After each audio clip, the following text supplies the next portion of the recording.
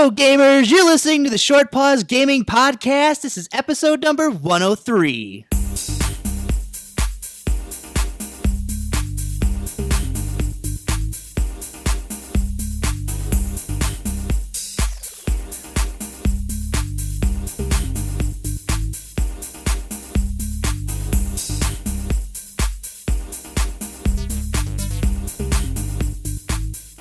And welcome back to another exciting episode of the Short Pause Gaming Podcast.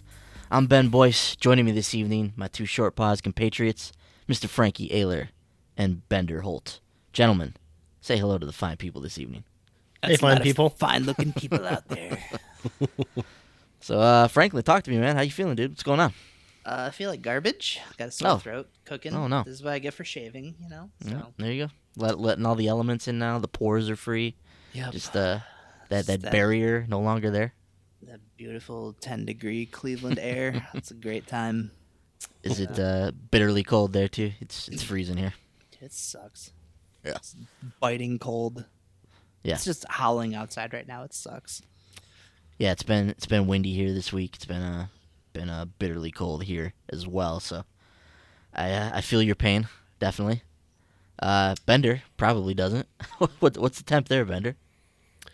It's in the 40s right now, so it's a little cool, but it's not terrible. It's like a summer day here, yeah? It is. I can go for that. Wear some shorts outside. Yeah, for sure. So Bender, what's up with you, man? How you feeling? I'm doing okay. Yeah, had a good time down at PAX South. It was a lot of fun. Thinking about making it a yearly thing. I had a lot of fun down there. It was really cool and played some really good games. Nice. I think I talked Jen into going to PAX South next year because going to Texas at the end of January sounds like a really good idea. If I end up in your trunk, don't be surprised. If you go to pull your luggage out and I just roll out of there, don't be too surprised. Don's getting questions like, "Oh, there he is." Yeah. He's like, surprise. So that's awesome, Bender. We're gonna talk about PAX in a minute. I want to touch on something here though, man. What's this New Year, new Bender stuff going on, man? You're in the gym. You're got a new diet going on. What's going on, dude? I'm trying to make some moves, man. I was telling you guys before the show. I'm heavier than I've ever been right now, and I just my clothes don't fit as well anymore, and I'm just like I got to do something. So I'm just trying to get into better shape, eat a little better. We'll see if it sticks. I mean, we'll see what I can do. But yeah, I'm just tired of feeling tired all the time, and just want to get into better shape and stuff like that. So we'll see how it goes. I'm gonna try to stick with it as best I can. Yeah, that's awesome, dude. I'm literally in the same exact boat as you. So I'm heavier than I've ever been as well. I need to get on track with some of my dietary and exercise stuff as well. So are you? Is there anything in particular that you're doing? Like, are there certain foods you're avoiding? Is there a certain regimen you're trying to follow, or are you just kind of trying to take it one step at a time here? I'm doing the Nutrisystem thing. It's basically a plan where they send you food. Yeah. And I mean, you just pay one price. They send you food, and you just follow their plan. So you're eating. You end up eating like 5 times a day because you eat breakfast, lunch, and dinner. Then you have 2 snacks throughout the day as well. So you don't ever really feel hungry, and the food that they send is they apportion it in a way that's you're not eating too much, and you're eating all the right stuff, and you're supposed to work in fruits and vegetables with it as well. So yeah, I mean, as long as you stick to their plan. I've actually done it before. A few years ago I did it before. Oh, really? I was able to lose some weight on it. So I was like, you know what, I might as well. It's not cheap. It's kind of expensive to do it, but I was like, I have a little bit of extra money right now. I'm going to just try to do this again because it worked for me last time. I did it for a few months and was able to lose like 16 pounds or something. So I was like, I'll just see how long I can do this. If nothing else, it'll get me on a good routine of eating better and trying to work in more vegetables and stuff like that, which I don't really like vegetables, but just hopefully I'll be able to get into some better eating habits and get into a good routine of working out or at least walking on the treadmill or something to try to get into better shape. So yeah, Bender's still the 6-year-old at heart. Don't wanna eat those vegetables. I've never liked vegetables. That's good stuff though, dude. I've seen Nutrisystem, I see it on TV all the time. I've always been curious about it. So obviously you said you've used it before and it works, so that's good to hear, man. I'll have to look into it. Because they the stuff they make for you, it's like normal like foods and stuff, right? I remember seeing like spaghettis and different things on there that are part of their plan. So that's kind of cool. Yeah, stuck with like rabbit food or anything, Yeah, no, it's good. They've got a lot of different options. Most of it is pretty good. If you don't like what you ordered, I mean, the next month you just pick some different stuff and try all their different options. But they've got like a really good like red beans and rice, and they've got different like things with like pasta and chicken and stuff like that. So Nice. yeah, it's pretty good stuff. And and they give you like a whole month's supply at a time. It's a big box that you. It's pretty heavy, but you just like you have everything ready to go. So I just take it to work with me, and yeah. Does the delivery man curse you when he brings that box to your doorstep? I went and picked it up at the FedEx storage, and there was a lady who had to carry it to the counter, and she's like, she's the only one there. She's like, I had a guy here earlier who could have helped me with this. I'm like, I'm sorry, because it was pretty heavy box. Jeez. Okay. Right on, dude. Well, congrats on that, dude. Keep us posted, man. That's awesome. Yeah, Frankie, definitely. we gotta get on this too, man. Bender's gonna pass us up. He's gonna show up on one of these shows just ripped, and we're gonna all be sitting there like who is this?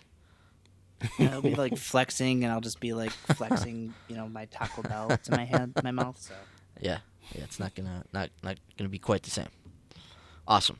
Well, that's good to hear, Bender. That's something I need to work towards as well.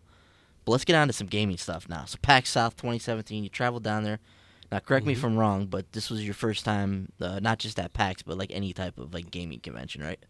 First time you went to one of these things. Pretty much any type of convention at all. I mean, I've never been to a Comic-Con or anything like that. So it was definitely a new experience for me, but it was really exciting and it was really cool. Very crowded, but talked to some cool people while I was there and played a lot of really, really cool games. Yeah. So like overall impression of the show, it's a fun time. Definitely recommended to other people. Definitely a fun time. Lots of people like me there, lots of nerds, and some really cool cosplay that I saw there as well. I took some pictures of some people in their costumes. So, what was the best one? There was a guy who was dressed as Dr. Robotnik. Oh, really? And yeah, he was like bald and he had the big mustache, and I was going to take a picture of it, and he's like, hey, hang on just 1 second. And he pulls a Chaos Emerald out of his pocket, and he like poses for me, and I took a picture of it. And in fact, if you're watching the video version of the podcast, I'm going to show you the picture right now. Hell yeah, dude. I want to see this guy. I want to see Eggman in all his glory. Dr. Robotnik, Ben. Come on. I'm sorry. The mean machine. What are the naming rules for Robotnik? Is he always Robotnik here in the U.S. or I feel like he's Eggman sometimes. He's Eggman now. They changed his name at some point when they moved into like the 3D Sonic games. They changed him to Eggman. I don't know why, but in the old days he was always Dr. Robotnik. Yeah. Let me see if I can get this up here. That is pretty awesome. Yeah, it was a fantastic costume. I thought that was awesome. Nice. Yeah, you did look great. The mustache, definitely awesome. So now Bender, obviously the main reason you went down to PAX was you had the opportunity to get your hands on the Nintendo Switch, man. So your baby, your new baby, the Nintendo Switch, out in the wild at PAX South. And now let me ask you this: when you first got there and you tried to go over and get to the Switch, the line was booked up, right? You couldn't get in there. So Yep. At that point, were you thinking like, man, am I even gonna get to play this thing like that I drove all the way down here for? Like, are these thoughts going through your head?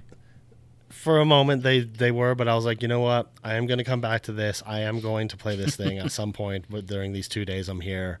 I was determined. I knew at some point I was going to get into it, but just they like line you up. They have this big open area that they let people line up to be able to get into the expo hall when it opens. So if you get there really early, you'll be one of the first ones in.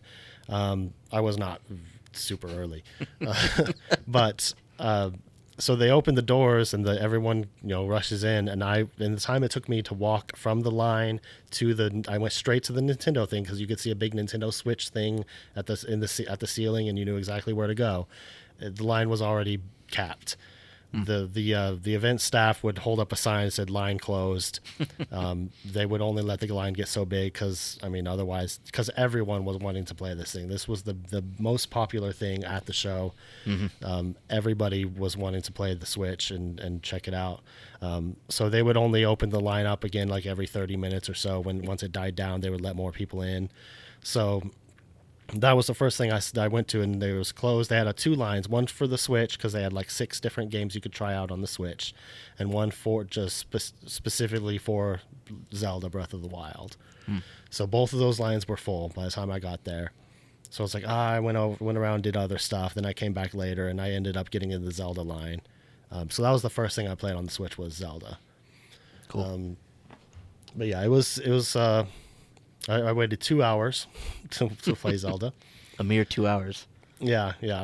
So I got up to after I had gone around and played some other stuff, I came back, and the guy was standing there with the sign, and it looked like the line was starting to die down a little bit. I was like, is the Zelda line open right now? And he's like, well, I could probably fit 2 or 3 people in here right now, but it's going to be like 2 to 3 hour wait. And I was like, I'm going to wait. I'll wait. He's like, okay. So he let me in line.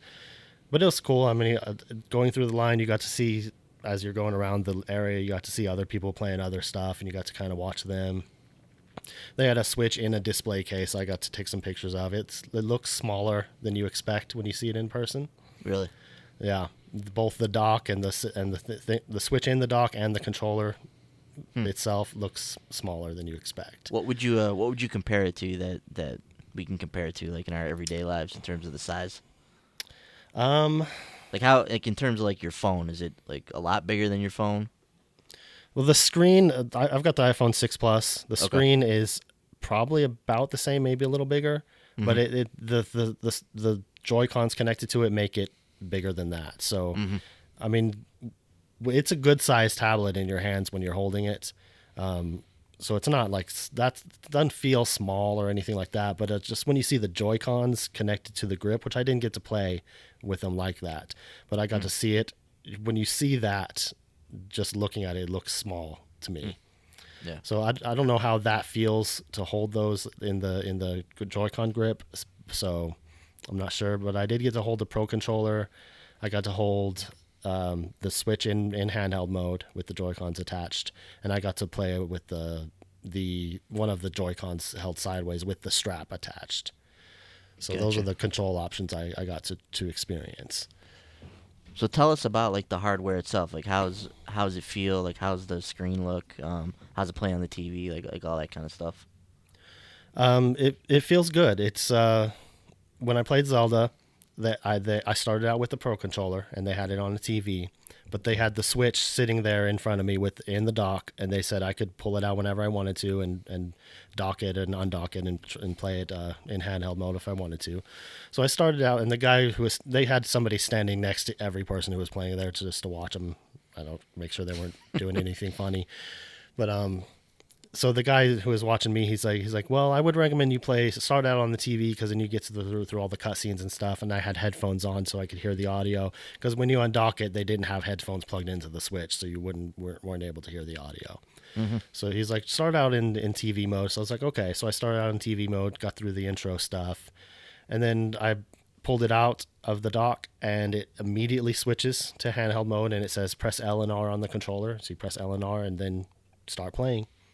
So just like that, it's like instantaneous. Yeah, instantaneous, no trouble at all switching back and forth, and it looked great on the screen, on the small screen. It looked like I was looking at it on a TV. It looked really good. Played well. The device itself feels good. It's not heavy like the Wii U gamepad, but it doesn't feel like really cheap like a toy or anything. It feels like a solid piece of tech. The one thing I did notice that threw me off a little bit, and I talked about this in my impressions article, is that on the right Joy-Con, the control stick is down below the buttons. And most of us are used to having like on the PS4 controller, the controller's diagonally from the buttons down like that. Mm-hmm. So that's what we're kind of used to with most games. And on the Switch Pro controller, it's like that. They have the offset stick that's down diagonally from the right buttons. So that felt a little weird to go down from the buttons to be able to use the stick.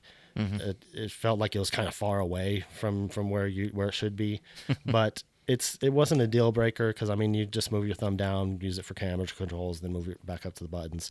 It wasn't a deal breaker, but it's just something that I think it's going to take some getting used to. Yeah. Do you think it'll be more of like a muscle memory thing where you just gotta retrain your thumb to go down instead of over, like that kind of thing? Yeah, probably. And that's another reason why, if you're playing at home, more people might want to use the Pro controller instead. I don't know. It's just going to take some getting used to. That's basically it. But it still feels like a cool device in your hands. I like the way it felt. All the buttons feel good. The control sticks feel good. The screen looks good. It was just a cool experience. It was a positive experience playing it in handheld mode. I like that. Then of course I put it back in the dock and it switched back to the TV mode, and I pressed L and R on the Pro controller and kept playing, and just no problems at all with that. And it was a brief 20-minute demo of Zelda. I didn't get to do a whole lot in it, but it was still cool. If you saw the E3 presentation that they did, where they did the Treehouse playthrough, where they had the first few minutes of the game, that's basically what I did. So you wake up in this cave and you find the Sheikah Slate, which is your little device that you have throughout the game, and you open these chests and you find your clothes because Link's in his like underwear, sleeping in this like the weird hyperbolic chamber or something, hyperbaric chamber. Mm-hmm. So you find pants and shirt and everything, and you run outside, and then you're on top of this cliff, and you just overlook this huge, vast expanse of the world, and then the title screen pops up, and it's just like really pretty, really cool. And you go down this hill, and there's this old man standing there, and he talks to you, and it tells you basically about what I was kind of skipping the dialogue. I didn't really read what he was saying because I was like, okay, I only have 20 minutes here. I'm just gonna get through this. Through it. Plus, I want to experience the story when I play it at home for the first time. Mm-hmm. But he talks to you, and then the first weapon you find that you come across is an axe. It's like a woodsman's axe stuck in a stump, so you can pick that up and swing it. And as you defeat enemies, they might drop their weapons. You can pick those up, and you can swap between weapons pretty easily. I think you just hold down a button, and it brings up a menu, and just press over and swap weapons. Mm-hmm. So I've got this axe, and I like walk around. I come across this apple tree, and I'm like, I want to get those apples. How do I get those apples? I couldn't figure out how to like shake the tree or anything. So I just kind of accidentally did it. I held down the attack button, and Link like kind of charges up his swing, and he swings like all the way around, and just one swing, it just chops down the tree, and the tree falls over, and the apples are on the ground. I'm like, okay, I can pick those up now. So you pick up food as you go along. You can eat it to restore health. And then I went around, I found these bokoblins, these enemies on a hill, and they're shooting arrows at me. So I just run up and like hit them with whatever weapon I had, and they drop their bow, and you can pick up the bow and the arrows, and even if you shoot an arrow, you can run over and pick it back up if it's like stuck in the ground or something. Mm-hmm. So you get the bow from the beginning of the game, which I thought was cool. In all the other games, the bow and arrow is like a key item that you don't get until you like explore a dungeon and find it. Dungeon item, yeah. Yeah. So, Link can run, climb, and swim, but he has a stamina meter. So once his stamina meter runs out, he falls if he's climbing, or he drowns if he's swimming. So, well, this got dark quick. Yeah. So you have to, if you're swimming, you have to find some solid ground before your stamina meter runs out. But yeah, I just walked around a little bit. I went to the waypoint because the old man gives you a waypoint that you're supposed to go to, and this like huge tower sprouts up from the ground, and you go up there and you kind of look across the ground. And he talks to you about the castle. He's like, you need to get there. It says something about Calamity Ganon and something about what's going on. And again, I wasn't really reading it. And then you go down from the tower, and he comes up, and he's got this glider, and he's like, if you want this glider, you have to go into this trial shrine and get the treasure in there and bring it back to me. And I'm like, okay. So I go into the trial shrine, and by the time I got down there, it was over. That was the end of the demo. I was like, man. The first like kind of dungeony thing that I came across, and that's all the time I had. But yeah, it was cool. It was cool to experience it, even though brief. But I definitely can't wait to play Zelda when it comes out. So how's it look and run? Good. Yeah, I didn't notice any severe issues with it. I thought it looked great. I mean, it's Zelda. It's not like photorealistic graphics or anything. It's got a stylized look as always, but very colorful, very very good looking graphics. Really cool. I didn't have any issues with the way it looked at all. It looked like a Zelda game. So, how's it look on like handheld mode? Like, pretty good. Yeah. Again, as if I was looking at it on the TV. I thought it looked great, good resolution. I didn't notice it being any more, grainy or bad graphics or anything. I just I thought it looked good on the handheld. I guess my question, does it look even better on the handheld with that nice screen that they have on there? Like, does the game look even sharper when it's on a handheld? I don't know if it looked sharper, but it definitely has a better picture quality than like the Wii U or the 3DS screens. Yeah. I mean, it's definitely a much higher quality screen than those. So, I mean, it looks like if I was playing a mobile game on my phone or something, the crisp, bright graphics that you would see on an iPhone or something looked just that good. So yeah, it was really cool. So would you say, for lack of a better term, is this like the most adult piece of tech that Nintendo's ever made? At least in terms of like a handheld. Yeah, I would say so. Yeah, when just thinking about some of their past things, I mean, the Game Boy Advance SP was pretty sexy, and the DS Lite also. Those were both pretty good pieces of equipment. But yeah, this is definitely, I don't know, more adult focused. I don't know how to put it, but it seems like it fits in more with like the tablet and smartphone crowd. Like, it has more of that like sleek look to it, you know.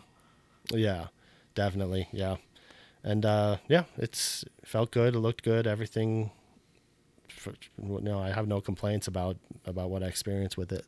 So do you have any concerns about Zelda? I mean, obviously you only played it for 20 minutes or whatever it was. Anything stick out to you that you're worried about, or? Not really. I guess I didn't have enough time with it to notice anything glaring, but I don't. Zelda games are usually pretty solid. I don't. I mean, I know this is going to be the first one that's a real truly open world, but I can't imagine that game's going to be bad at all. I don't know. Every Zelda game has. They're not perfect, but every Zelda game has maybe some sort of downside. But they're always fun. They're always solid. Yeah. So I don't think this one's going to be any different. Awesome.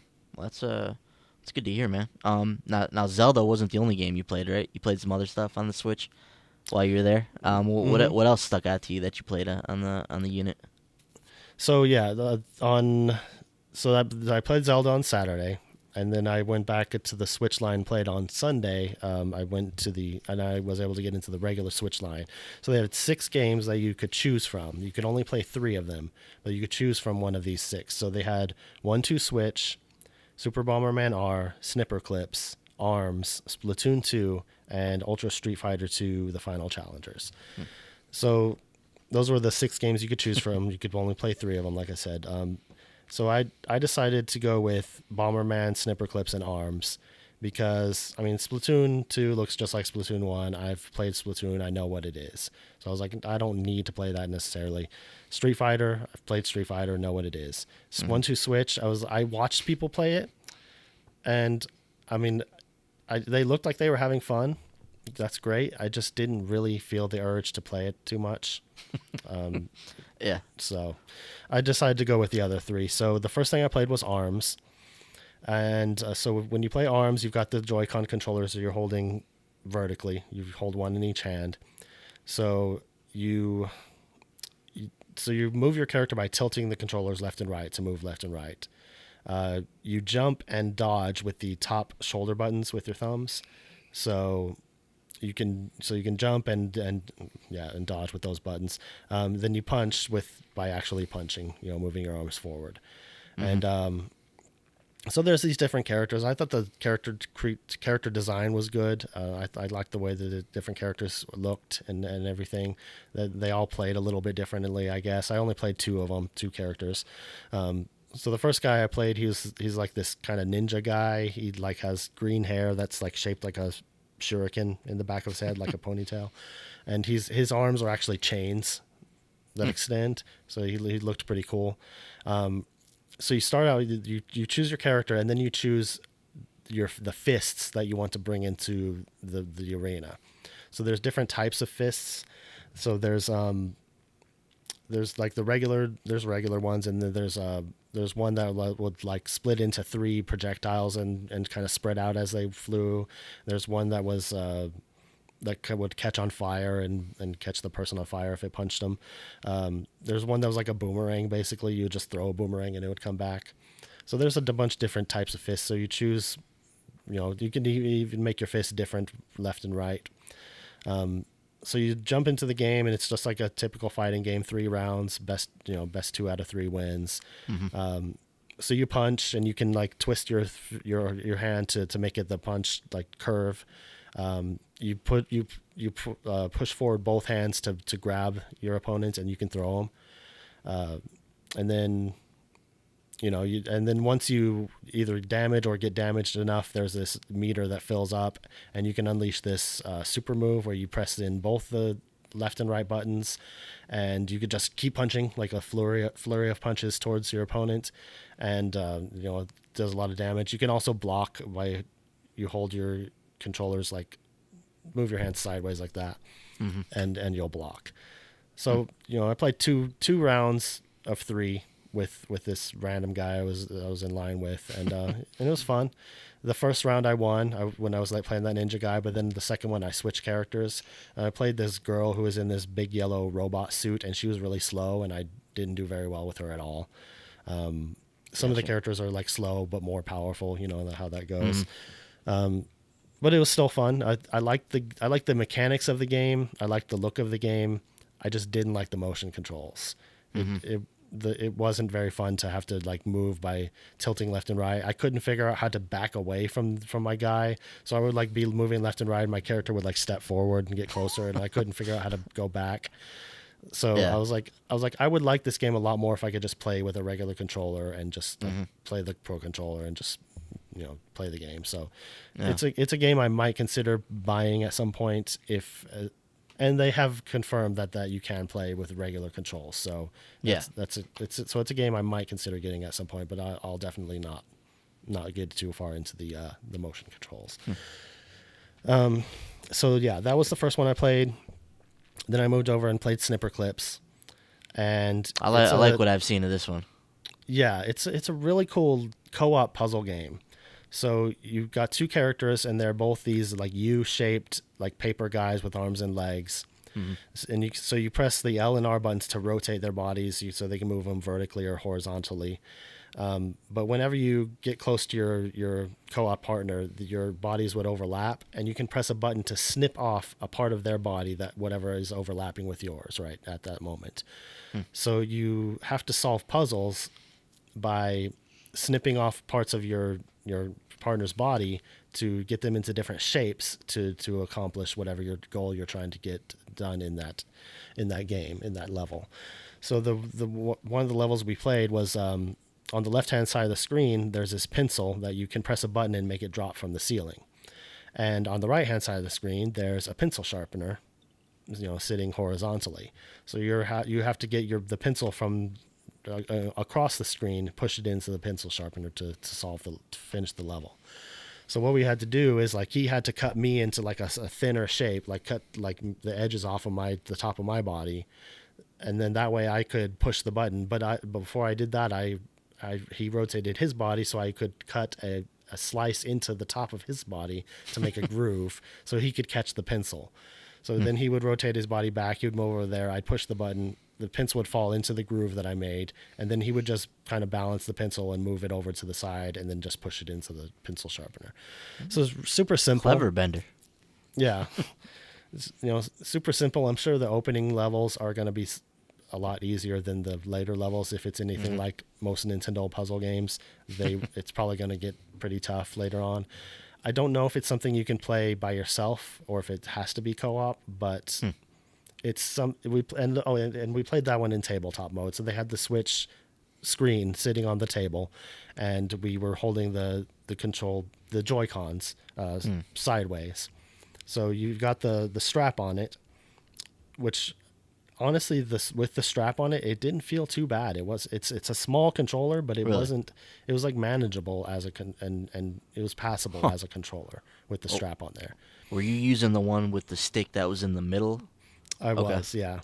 Which that felt weird at first, because it was like the stick was right there in the middle. I was like, okay. But then once we started playing the game, I didn't even notice it anymore. I was just playing. I don't know how it would feel on a more intensive type of game like Mario Kart. Yeah. That might maybe some issues. I don't know, but for that game, it wasn't an issue at all. So you rotate your bodies with the L and R buttons, which the L and R buttons with the strap on there felt good. I didn't get a chance to pull the strap off and see what they felt like without it, but so we'll see how that works. But the strap definitely improves the situation, because It felt fine, with the strap on there. So yeah, that game was a lot of fun. I think that was, other than Zelda, that was my favorite thing I played on the Switch. It was a really cool, unique, and clever type of game. Now, have they verified that as a launch title, or is that just a March title? I think right now they just say March. I don't think there's even a solid release date yet. But yeah. So, but I'm definitely going to be picking that one up when it comes out. It's good. It's a cool game. Is that going to be like a full retail release? Is this going to be an eShop title? Do we know? I don't know. I'm not sure. I believe I've seen boxes with it. I believe I've seen retail versions. Frankie, any insight? I don't. You're talking about snipper clips, right? Yeah. Mm-hmm. I don't think it's got a retail release. I haven't seen anything pop up anywhere for it. Okay. Well, either way, it's a cool game. I think it's going to be worth picking up, even if it's just a downloadable game. It's pretty fun. I liked it. The third one was Bomberman. Yeah. Yeah. So Super Bomberman R. If you've ever played Bomberman before, it feels like Bomberman. It's a really Bomberman. I've always loved Bomberman. It's a super fun multiplayer game. So basically, for those who don't know, I played with four people. It was four of us. We each had our own Switch in handheld mode, and so we could all see the full play field on our screen. So there's four guys on the screen, one in each corner. So it's like a grid, and there's blocks everywhere that you have to bomb to try to get over to the other player, so you can bomb them. So you each start in a corner. You start bombing your way towards them, and you get these power-ups as you go, and the power-ups will help you either move faster or lay more bombs at a time, or it'll increase the explosion radius of the bomb, or you can like pick up a bomb and throw it. That's one of the other power-ups. So there's different levels you can choose, and some of them kind of change up the strategy, because the first one that we played is just a standard level with just blocks. But then the second one we played was it had like ice along some of the lanes. So if you walked on the ice, you would keep sliding until you got to the end of the ice. So that kind of threw a wrench into the way you play the game. Yeah. but it's really fun. It's I guess it's up to 8 players actually, but we only played with 4. But you know, if it's a game that, like, if you have several friends around, each of you have your own Switch, it's gonna be a lot of fun. It's gonna be good times.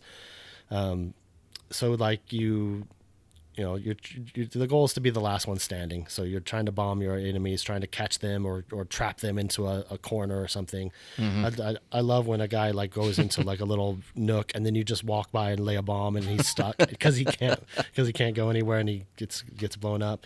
Even if you do get blown up, the game will put you on the outer walls of the arena, so you can throw bombs down at the other guys. And if you can manage to hit them with one of your bombs, then you get to come back. Oh, really? Yeah. That's cool. Yeah, so you get a chance to redeem yourself. You can customize the way your Bomberman looks. There's these different accessories. So you can choose different colors. I chose black Bomberman, and mine had a guitar on his back, naturally. Of course. So, yeah. So, yeah, it's pretty standard fare. I mean, if you've played Bomberman, you know what it is, but it's always fun. So I think I heard that there's also a single player campaign, which is cool. So I was gonna ask you about that. I mean, I was gonna ask you if it was worth $50, you think, or if it has a single player campain. It sounds like it does. I heard that it did. But I'm not 100% sure on that. But I don't know if it's worth $50. I think $40 would have been the sweet spot for that game. Okay. And I'm sure they'll probably lower the price at some point, but it's going to be worth picking up, though. You know, if you have other friends who have a Switch and you want to you know, play local, it's always a good time. Yeah. But yeah, that's all the stuff I played on the Switch. That's pretty much done. I mean, did you guys have any other questions about it or anything? Frank, you got anything you want to ask Bender about his time with the Switch?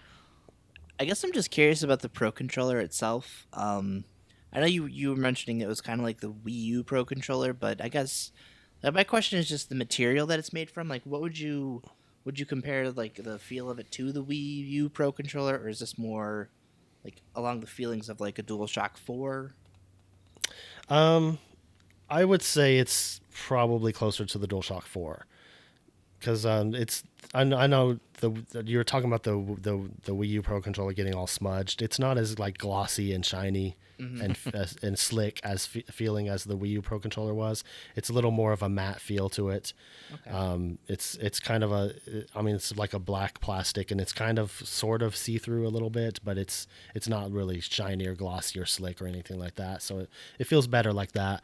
But I just meant, when I said it feels like the Wii U Pro Controller, I meant more like the weight and the feel of it, basically, the way it feels in your hand, and it's about the same weight and everything, except for this one does have vibration. The Wii U Pro Controller didn't, and I believe it also has the Amiibo reader in it as well. So that's probably explains why it's more expensive because it's got all that extra tech in it. But yeah, I mean, like Xbox cool. controllers are $70, so I mean, it's the price of a controller nowadays, you know. Yeah. What about the quality of the sticks? Like, how do those feel? Are they slippery, or are they kind of more firm? I don't think they're. I don't remember them feeling very slippery or anything. I didn't see any issues with them. I don't think they quite have as much grip as the DualShock 4, but they still felt good. I mean, I didn't see. I don't remember there being. I didn't notice any issues with them. So, I mean, I'm not quite as observant as some people, but I didn't notice any serious issues with them at all. Bender's just like, ooh, controller. It's about as far as we get. He's just probably excited to play his Switch, and the Pro Controller doesn't have like the thumbstick feels normal. Like that felt like just like natural experience to you. Yeah, and it did feel better to have that offset stick instead of the Wii U one with the button, the stick on top of the buttons. That drove me nuts. That Pro Controller for Wii U was just horrible in every aspect. Yeah.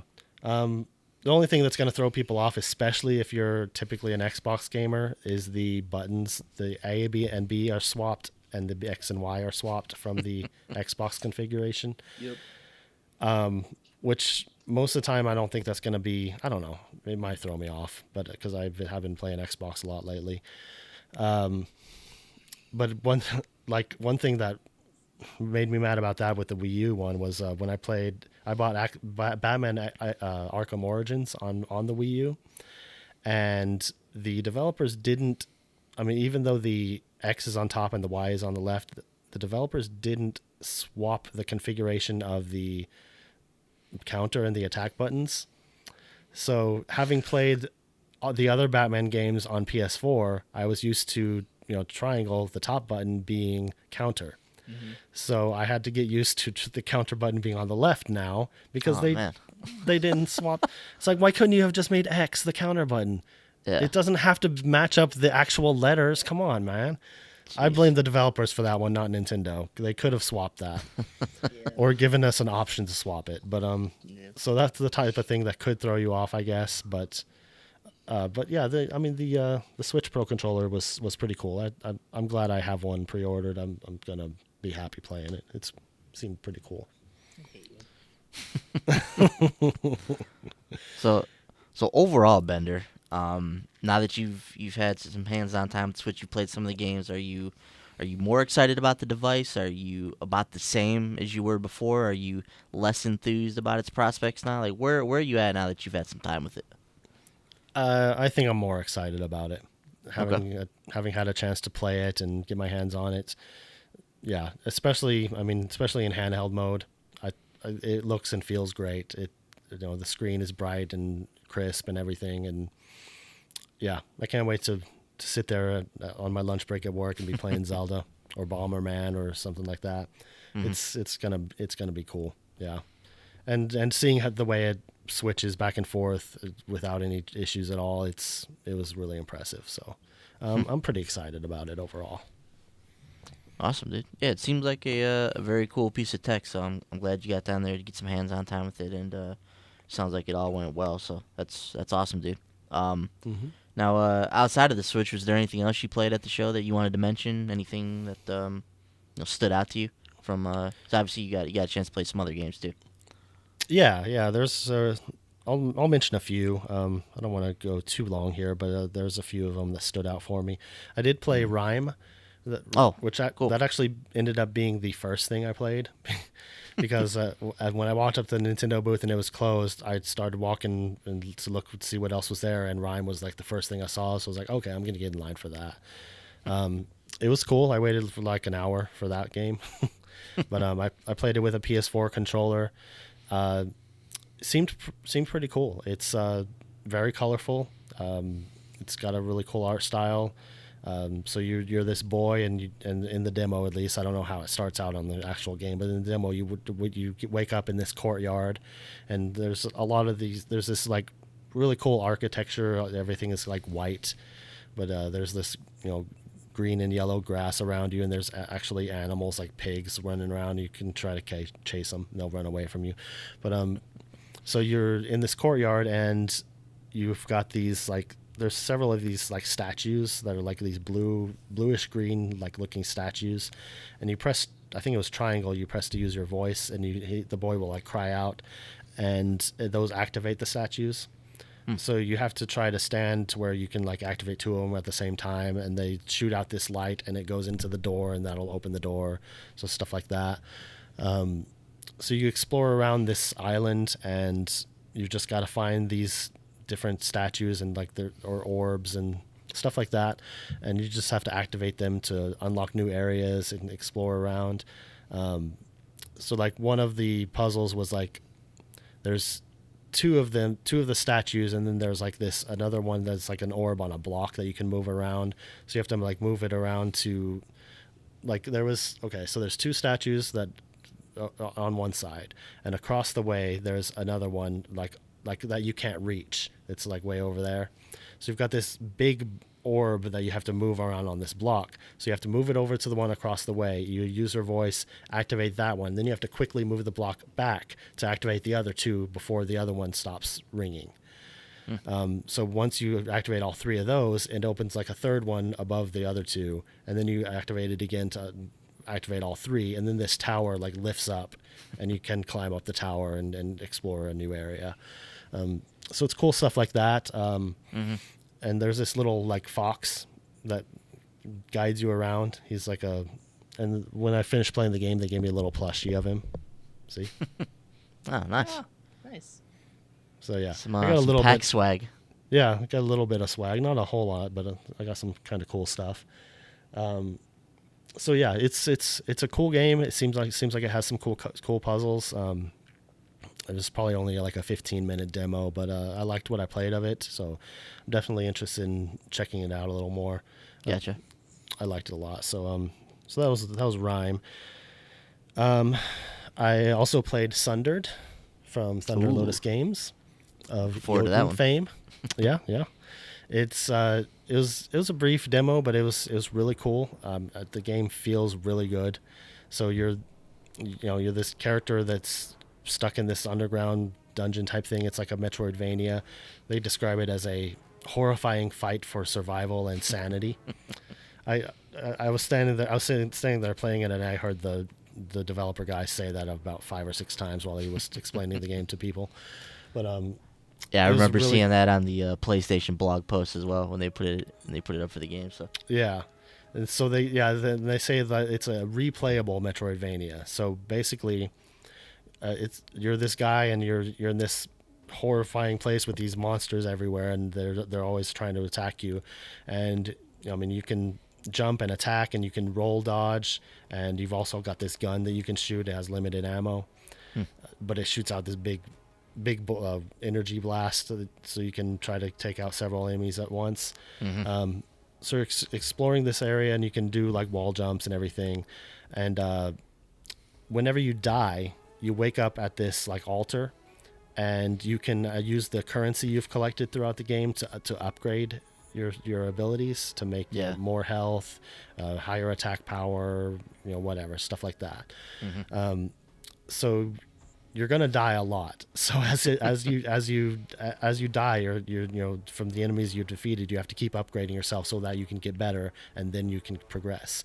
So at one point in the game, in the demo at least, you end up falling down this pit, and there's these doors on either side, but they close, and then like this hordes of enemies start coming at you, and you have to try to avoid all of them and kill them all.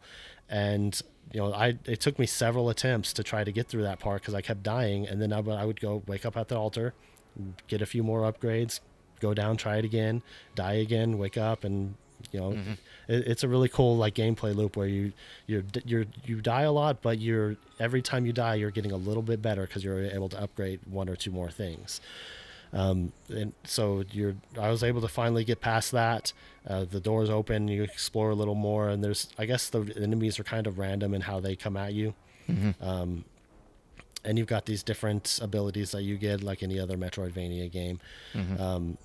So at the end of it all, I come up to this like huge boss, but that's how they ended the demo.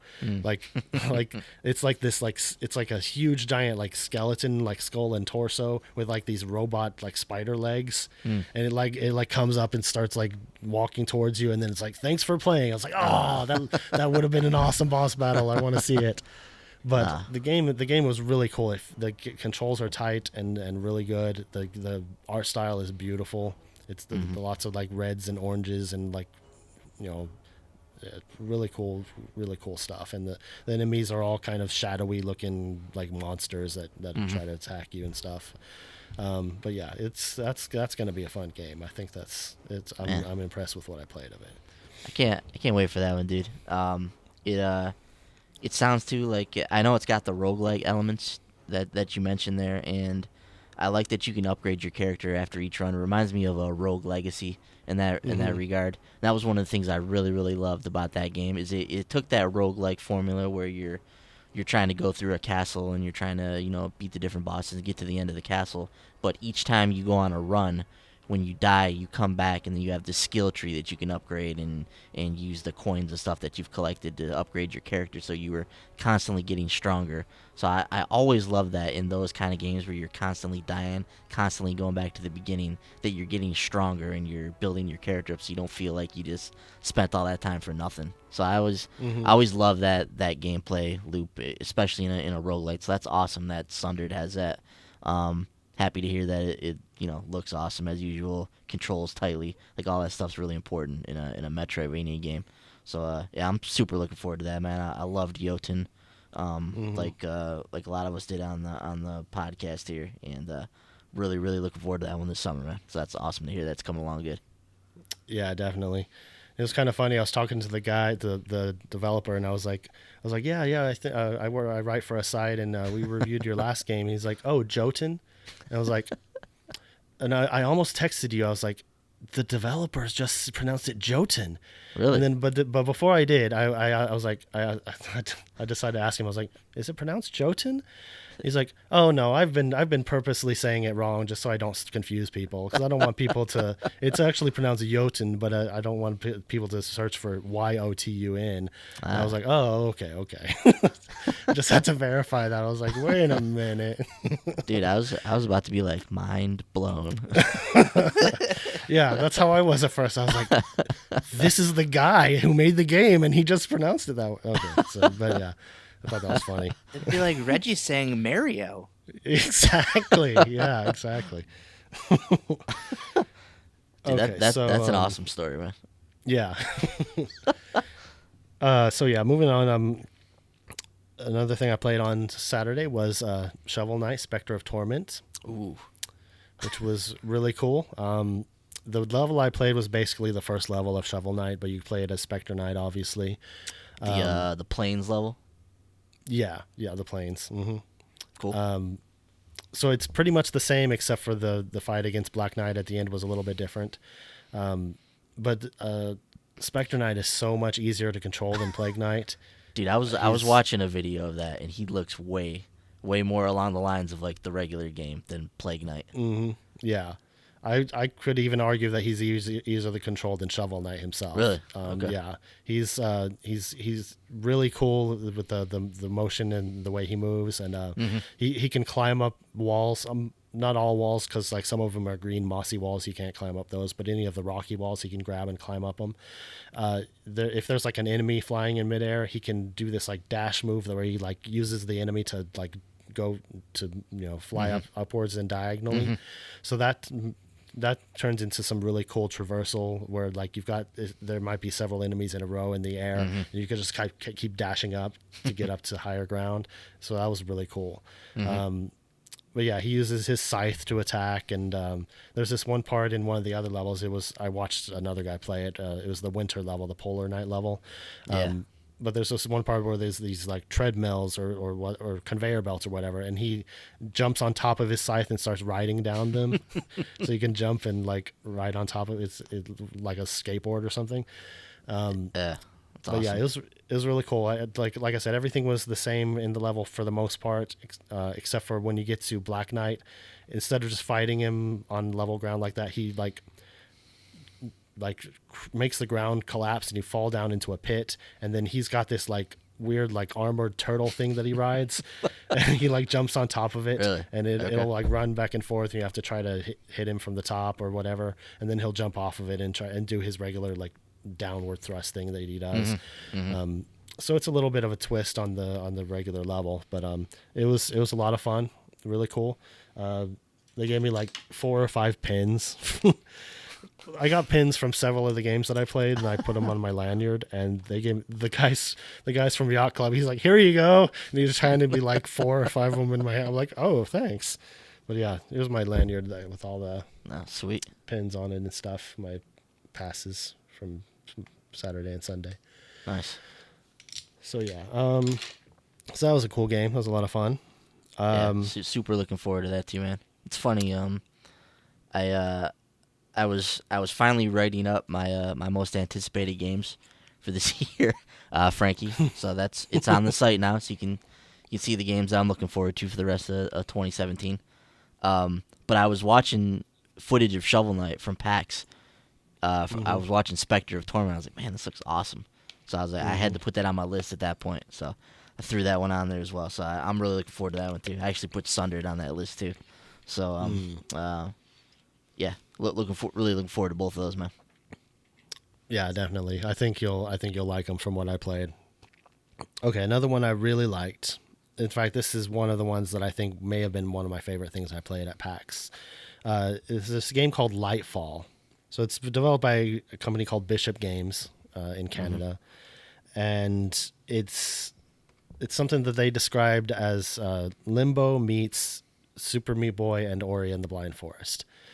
So when you look at the visuals, you immediately see it was inspired by Limbo. It looks a lot like Limbo, that very silhouetted type of side-scrolling thing. The boy you play as looks a lot like the boy from Limbo. He's a silhouette as well.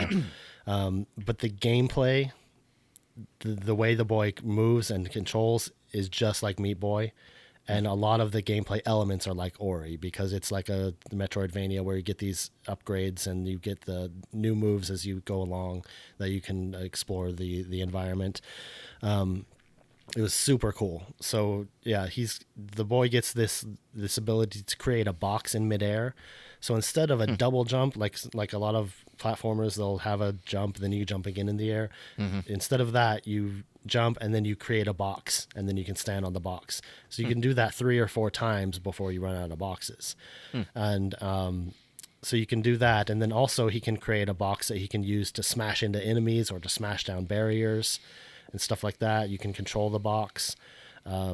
But it's really cool. They said there's going to be a speedrun mode as well for people who want to speedrun it, which is going to be good because when you play the game and you feel the way the boy controls, it's definitely going to be a good game for like speedrunners. But like when he runs, he moves pretty quickly. You can jump and do wall jumps and everything. But just the music was cool from what I heard. It's definitely going to be a one to keep your eye on for sure. And this one, what'd you play it? Did you play with a controller or? Yeah, Okay. That one I played. I think it was an Xbox controller that I played with. Just like hooked up to a PC or something. Yeah, it was. Okay. Yeah, it was running on a PC, but I played with an Xbox controller. Gotcha. They said it's coming out this summer to Steam, PS4, and Xbox One. Sweet. So, yeah, it was really cool. It was a lot of fun from what I played. I liked it a lot. And then Let me keep my eye on that one. That's the first I heard of that one when you were talking about it. From I had never heard of it either, never seen it before, but yeah, it was really really impressive from what I played. And then let's see, what else did I play?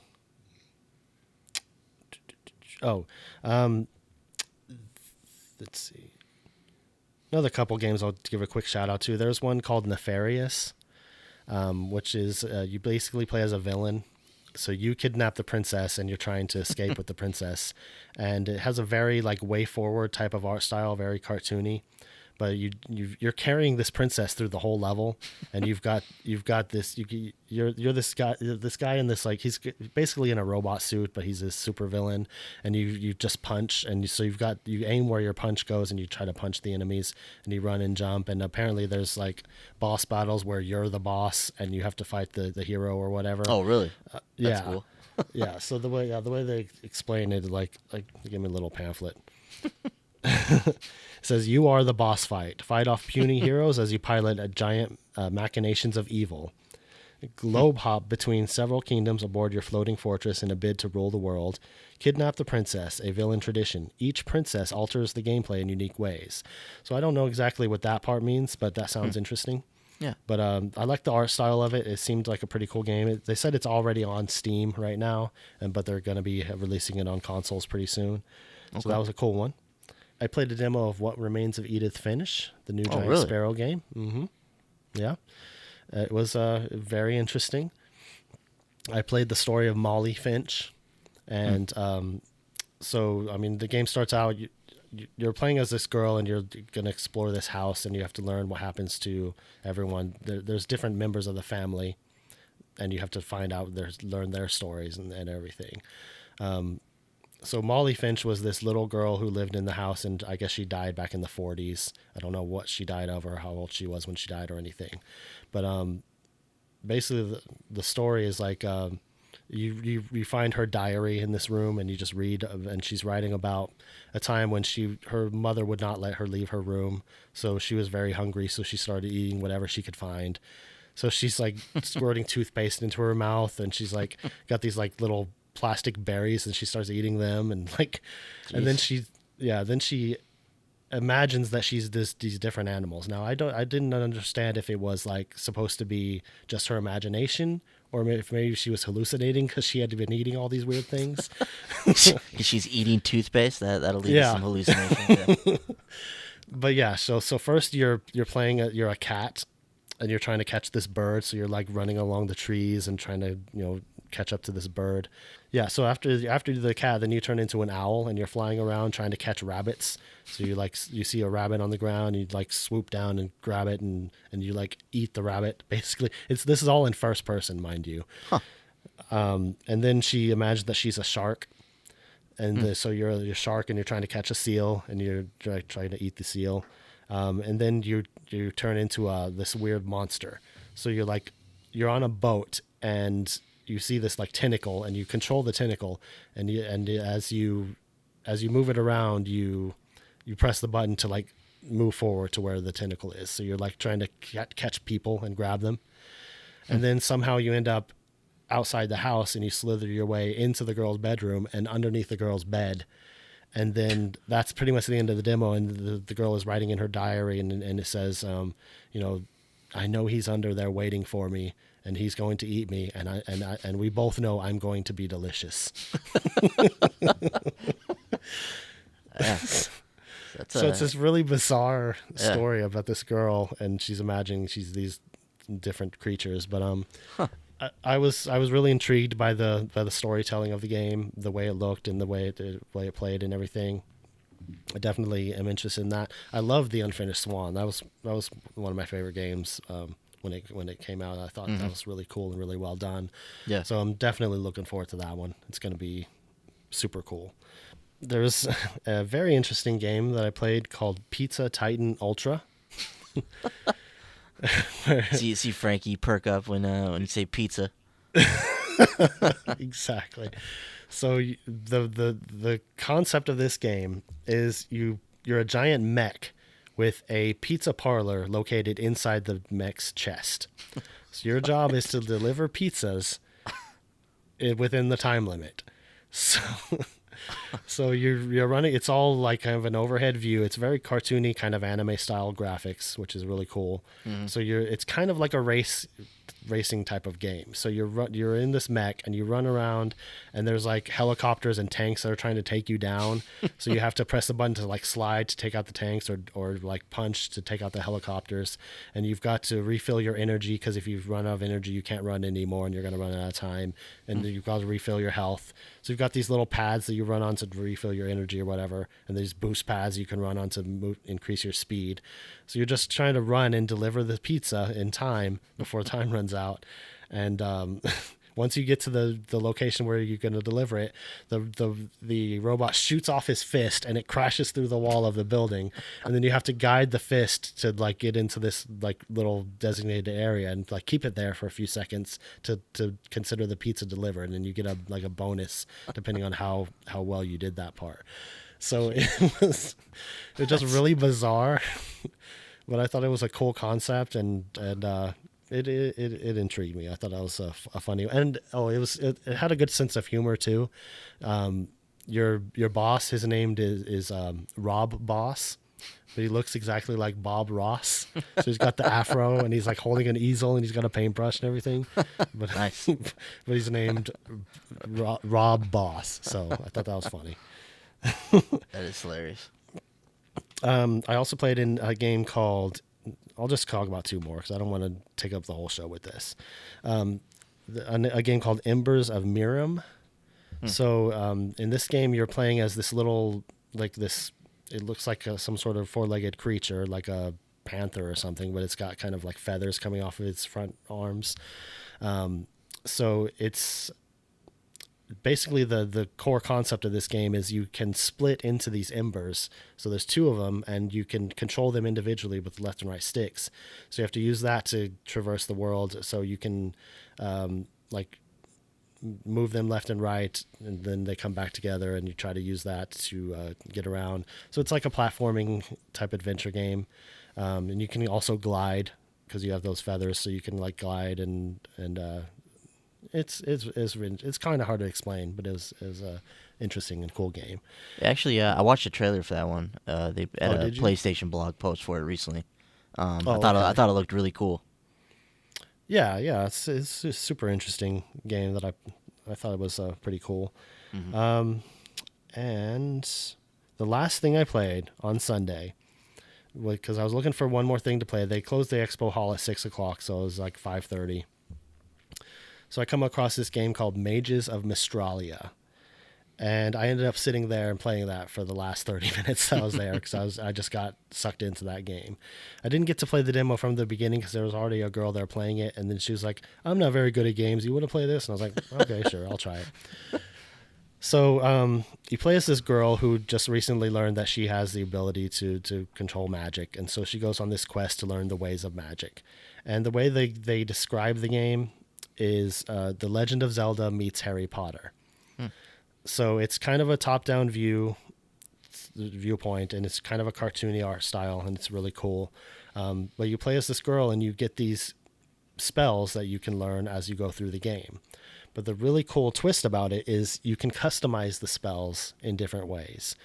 So let's say you've got a fire wand, and you get these modifiers that you can place on this little grid. So you can bring up your menu to create your own spell. So you've got the fire wand, and you can put a modifier on it. Let's say you get a modifier that says right, and it says this makes the spell move to the right. So you place it on there, and so now when you shoot the fire wand, it'll curve to the right. Or you may have one that's like makes it spread out, or one that makes the fireball bigger, or whatever. I mean, there's all kinds of different things that you can do. They don't really dictate the way. I mean, you can make whatever spells you want. I mean, you can customize them. I guess there's hundreds of different combinations depending, and you get these more and more modifiers and more spells as you go through, and you can switch them out and everything. So like one of your spells might be a shield, or you can switch it out with like a dodge move, and then there's different attack things. So you're exploring this world, you're solving puzzles, and there's dungeons, and there's puzzle solving. All that stuff is there, just like in a Zelda game. So it was a really cool game that I felt could be something that I could really get into. And that one was coming out, let's see, that was by Borealis Games, by the way. That was the developer. They're based out of Montreal. They said that was coming out spring 2017, possibly April. I don't think they nailed down a release date yet. Okay. But they said it's coming out for PC, PS4, and Xbox One. Awesome. So yeah, that one was really cool. I played through that one, through like the first boss battle. I played the first dungeon and everything, and it was a lot of fun. So I'm definitely interested in that one. Nice. But yeah, those were a few of the games I really liked. There were more games that I played, but those were the ones that really stood out. Those are the ones that stood out to you. Mm-hmm. Awesome. Yeah. Well, thanks, dude, for taking us through all that. Sounds like you had a great time there at PAX. Hopefully, I can get out to one of those shows one of these years and see what it's all about. Awesome. Before we get to the new releases, I'm just gonna quickly touch on this. Now one of the cool things I did this past week was I got my PS4 Pro and I got a 4K TV. So I am in the I'm in the high tech age of TVs now. So had some fun setting all that stuff up. Really like this TV. It's awesome. So having fun firing up some of these games, seeing what they look like on the Pro now. Played some Battleborn in native 4K, which is pretty cool. Obviously you can run the game at 60 frames a second and play it at 1080p. But actually, it looks really good at 4K, even though it runs at 30 frames. It still runs great at 4K at that 30 frames. So that's actually a really cool way to play the game as well. So looked at that, looked at Uncharted. I've been just putting a lot of games in there, seeing what they look like, and it's been a lot of fun. So excited to have the 4K TV be ready for like Horizon when it comes out at the end of this month and that kind of stuff. So I'm pumped to finally have that. So I'll be able to talk about that now when the time comes. And then the Wildlands beta is going on right now. I'll talk about this with Brent next week when he's back on the show here. We'll go a little bit in depth with it, but been playing the game with him. Check out our YouTube page right now. We got a video up there with us going through the game cooperatively, playing through some of the missions that are in the beta. Cool game, just an enormous game. So lots of stuff to do and see, lots of side missions. The portion of the map they give you is just like there's 21 different provinces on this map, and they just give you one province you get into when you first get on it, and that in itself is huge, and there's a ton of stuff to do. So this is just an enormous game. And then it's fun to go through there and play some of the missions. We're not too enamored with the cover system right now. I don't really understand why they didn't just copy the Division's cover system, which I think is excellent, or even use some of the cover systems like Brent was mentioning from Future Soldier. So the cover system is a little weak right now. It's going to take some getting used to on that. The vehicles are a little bit difficult to handle, but we'll go a little bit more in depth with that next week. I'm gonna try and hop into it tomorrow as well. Play a little bit more of the beta, get some more impressions of it. But go ahead and hop over to our YouTube page, check out the video I have on there now. You guys can see see how it's shaping up. Other than that, Franklin, let's get into these new releases, man. What do we got coming out this week? Hey, yeah. Before we get into those, the PlayStation Plus lineup for February has been revealed, so we're going to run through these really quick here. Okay. For the PS4, we're going to be getting Not a Hero from Roll 7. That's the super gory side-scrolling shooter fun extravaganza. So, and Little Big Planet 3. So, you want a AAA game? You got one. There you go.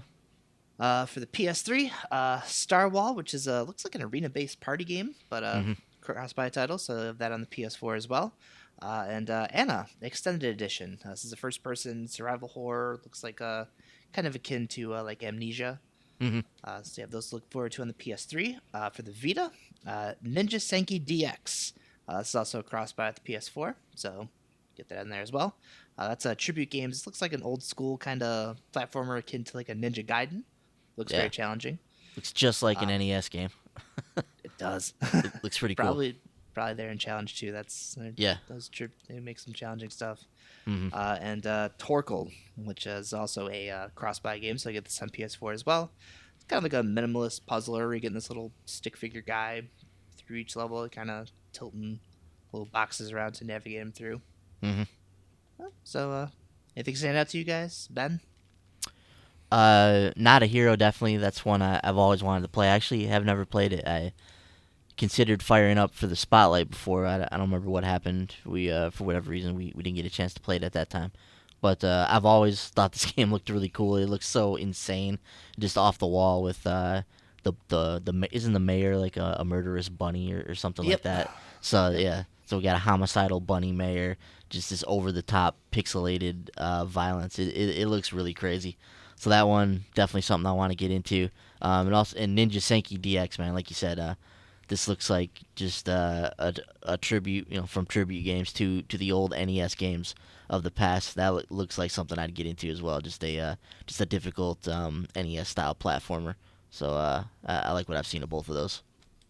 Yeah, those are my standouts as well, especially Not a Hero. Been looking forward to hopping in that one. Bender, how about you? They all look pretty cool. I always had an interest in Star Wall because I've always thought that was a very unique type of game, but I never actually played it. Which, side note, the game I mentioned earlier, Pizza Titan Ultra, is by the same developers. Oh, really? Cool. So, yeah.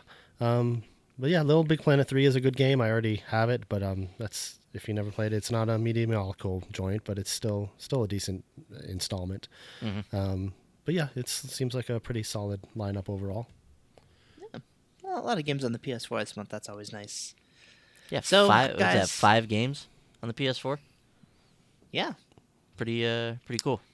Nice. not bad. All right, guys. Well, let's hop into the PlayStation side of things. Big one this week: the long-awaited Team Ninja Nioh. This, of course, is their Dark Souls-esque samurai game.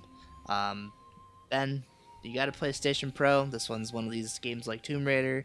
You got all kinds of different settings to really shine on the Pro. How you feeling about Nioh, man? I'm really excited about Nioh. This game is really good. I've played through the betas that have been coming out. The first thing they released, I think that was an alpha or something too. So I've been playing through the different demos and betas and alphas they've been releasing for this. The Last Chance demo they released recently was just really good. And this game's really good. It takes that Dark Souls formula and it transfers it over to a Ninja Gaiden samurai type of setting.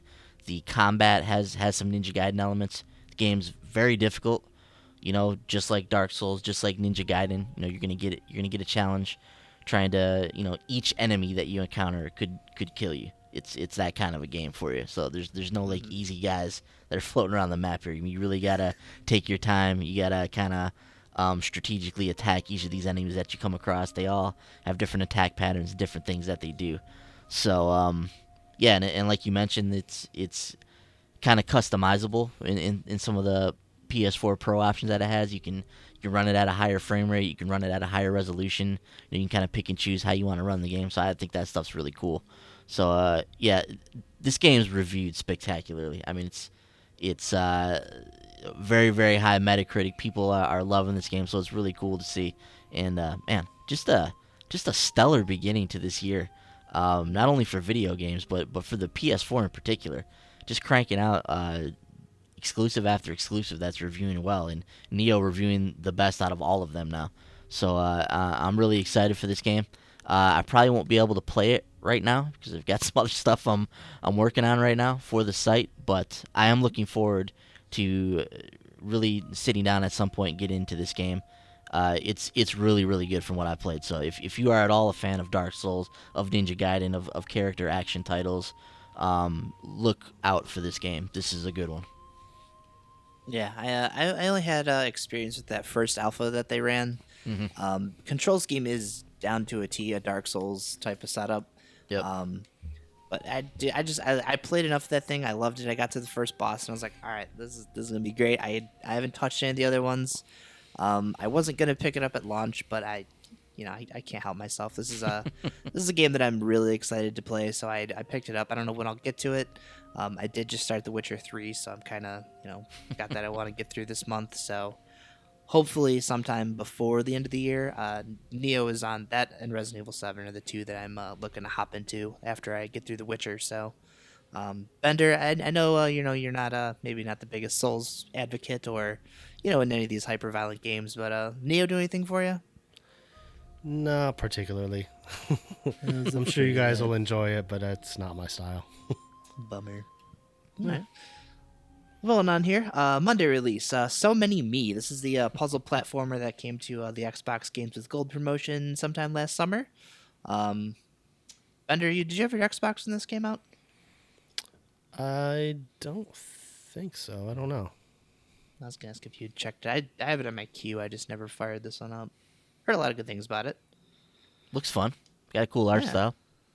Yeah, it does. It's got a bunch of little clones following you around the levels. It looks pretty neat. Yeah, looks challenging from what I watched. Looks like some of the puzzles are pretty out there. So yeah. Let's see here. Super Gun World 2. This is, of course, the sequel that nobody asked for. That's a direct quote from the developer himself. This has been on Xbox, finally coming over to the PlayStation. I believe it's going to be $4.79 for Plus members. So it's a classic-looking side-scroller where kind of hook of the game is you can plant trees to grow guns. So, cool. Who says guns don't grow on trees? Yeah, right? It's making dreams come true. There you go. Uncanny Valley. This is, of course, a cross-platform title and a Wednesday release. It's like an old-school-looking survival horror side-scrolling game. Kind of looks a lot like akin to like a Lone Survivor. Mm-hmm. They want to kind of double down on being able to kind of just be like an unsettling horror game. Ben, what do you think of this one? This one actually looks really, really cool. I watched the developer diary or whatever they had for this, and I like what I saw. They're taking some cues from like Silent Hill, but they're also trying to put their own twist on it. It's obviously 2-dimensional, like you said, like Lone Survivor or Home or one of those kind of games. So yeah, it looks really, really interesting. I'm considering playing this one on the Spotlight. It looks really cool. Yeah, that was what I thought when I saw it. I was like, oh, this is a good contender. Yeah, very, very interesting looking title. Yeah. 8 Days. This is a top-down action shooter. It's kind of like just two different factions kind of at war with each other. Looks all right. How to Survive 2. This is a Monday release. This is that kind of Dead Nation-esque twin-stick shooter from 505, one of the 505 games publishers, or developers, rather. Ben, did you ever play the first one of these? Never played the first one. I wasn't... How was that one received? I don't remember hearing too much about it. I didn't either. This one just kind of came out of nowhere from it. I mean, it looks okay. It doesn't look like anything special. I'd have to see some more of it. Yeah, but it looks okay if you're in the mood for like a grisly twin stick shooter. Yeah, I know there's some, those management type of things. You gotta manage your food, all that stuff. So Oh, okay. I avoided it just because of that kind of stuff. Yeah. The latest in the kind of goofy phone ports, the Onion Knights. This is a tower defense game from Android and iPhone. So, yay. Yay. How about this one? Kitty Powers Matchmaker. This is a dating sim where you manage your own matchmaking agency with the guidance of your boss, drag queen diva Kitty Powers. Oh man. Yay. Yeah, this is a crazy looking game. Interesting. Yeah. Tom Clancy's Rainbow Six Siege, the Year 2 Gold Edition. So this, of course, includes the base game and the Year 2 Season Pass. Not the Year 1 Season Pass, however. Very strange. Logic. Love it. Yeah, really weird. Ping Pong VR for the PlayStation VR coming this week. Ping Pang. I gotta imagine this is probably pretty fun in VR. Right? Yeah. I mean, I enjoy me some ping pong. Yeah, you can't go wrong with a ping pong VR as long as it's well done and it's responsive. I feel like this could be fun. Yeah, for the right price. Mm-hmm. Indeed.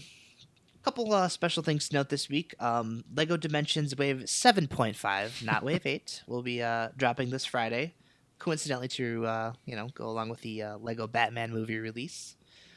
So which of course, I hopefully will be seeing next Friday as well with my kids. Same. Jen's birthday's on Friday, and she All really right. wants to see it. So Nice. date I'll night. be seeing it with my not kids. That's even better, probably. I'm using my kids as an excuse, but of course I Uh-huh. want to see the Lego Batman movie. I love Lego Batman. Mm-hmm, me Nice. too. Yeah, I'm excited about that one. But as far as our Lego Dimensions stuff here, we're going to be getting the Lego Batman movie story pack, of course, which will come with Batgirl and Robin figurines, and a rebuildable 3-in-1 vehicle. That's the Batwing, but also can be turned into the Bat Tank and the Black Thunder. I have no idea what that is. Did you guys see this is you can pre-order this for like $28 right now.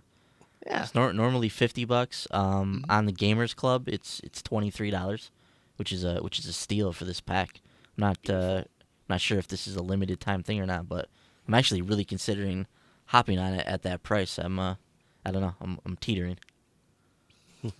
What if I told you it had 6 levels based on the movie, as well as an adventure world and a battle arena? You're speaking my language. Mm-hmm. It's getting closer to pulling the trigger. So along with the story pack, of course, we're going to be getting some new fun packs. Varieties are timed. These are all timed exclusive for, I think, 6 months for different retailers. So those of you who enjoy shopping at Target, you can pick up the movie fun pack, which includes the Excalibur Batman figure with his bionic steed vehicle. Ooh, Sweet. I want a bionic steed. Don't we all? I love a bionic steed. Yeah, sounds badass. If you're a GameStop enthusiast, the Knight Rider fun pack will be dropping this week, which of course includes Michael Knight and Kit. Nice. Wonderful vehicle. It's a great time. I Indeed. believe that's on sale for like $7.19 or something.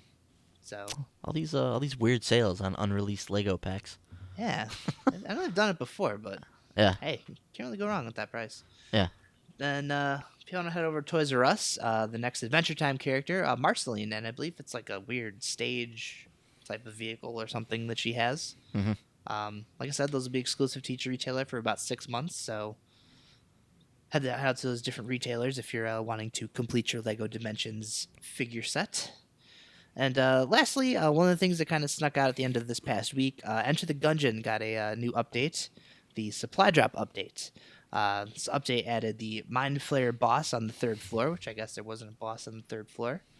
I think there was 2 there, but they wanted to put 3, and I guess this was some kind of a design they had for a long time they wanted to put in the game, and they finally were able to do it. Yeah. A lot of the stuff they're adding was stuff that they wanted at launch, but they ended up cutting to get the game out. Yeah. One of those things being past killing scenarios for 2 of the secret characters in the game. A new enemy, the Key Bullet Kin, which was inspired by the Crystal Lizards from the Soul series. These will randomly spawn in combat, and they're guaranteed to leave a key when you kill them. Probably good. Sounds like a good thing to have.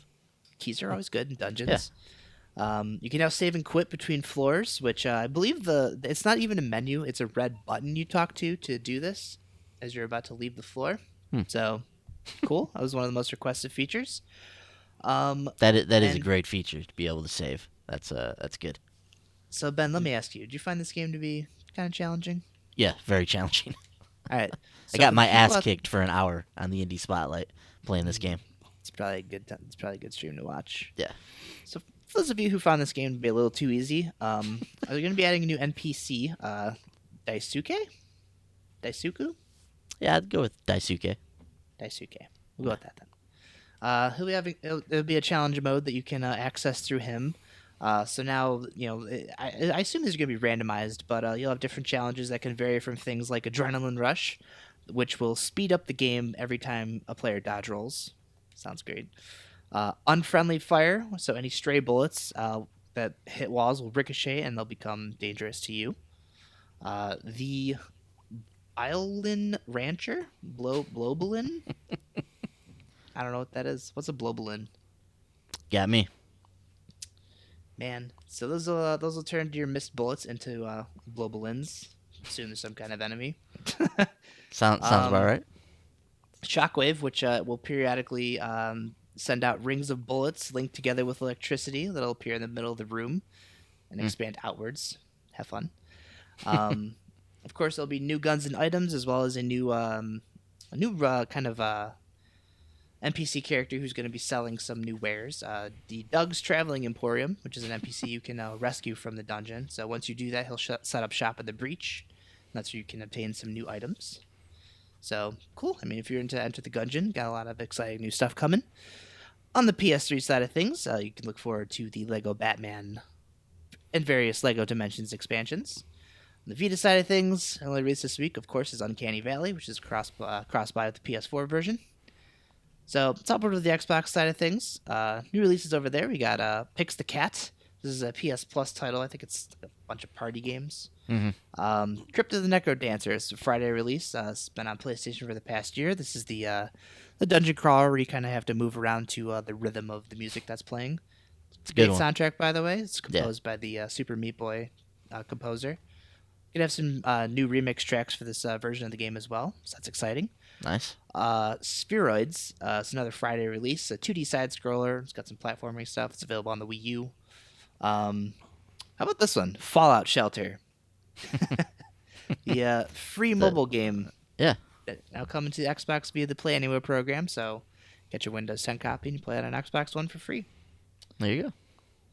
Then, of course, Rainbow Six Siege Year 2 Gold Edition, 8 Days, Uncanny Valley, which is a Friday release on the Xbox, as well as all of the LEGO Dimensions expansions coming to Xbox this week as well. Over to the Wii U side of things, what we missed last week. Star Splash Shattered Star. This is a $3.49 title. Looks kind of akin to an Echo the Dolphin game, except you're kind of jumping out of water to collect stars. Lucent Tech Beyond, a $3.99 3D sci-fi RPG game that looks like a $3.99 game. How about this one? This is Bender. I'm sure you already picked this up, but I See Red. That's I, the letter C, and red with 2 Ds. It's a $1.99 endless tunnel scroller where you get to dodge big red obstacles. Yay, wahoo! It looks totally worth that $1.99 too. Oh, absolutely. Looks like a great time. Yeah.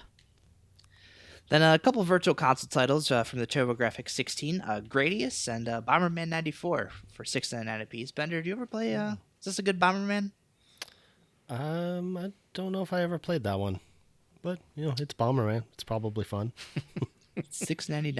I mean, virtual console comes to the Switch. I mean, Bomberman can wait. There you go.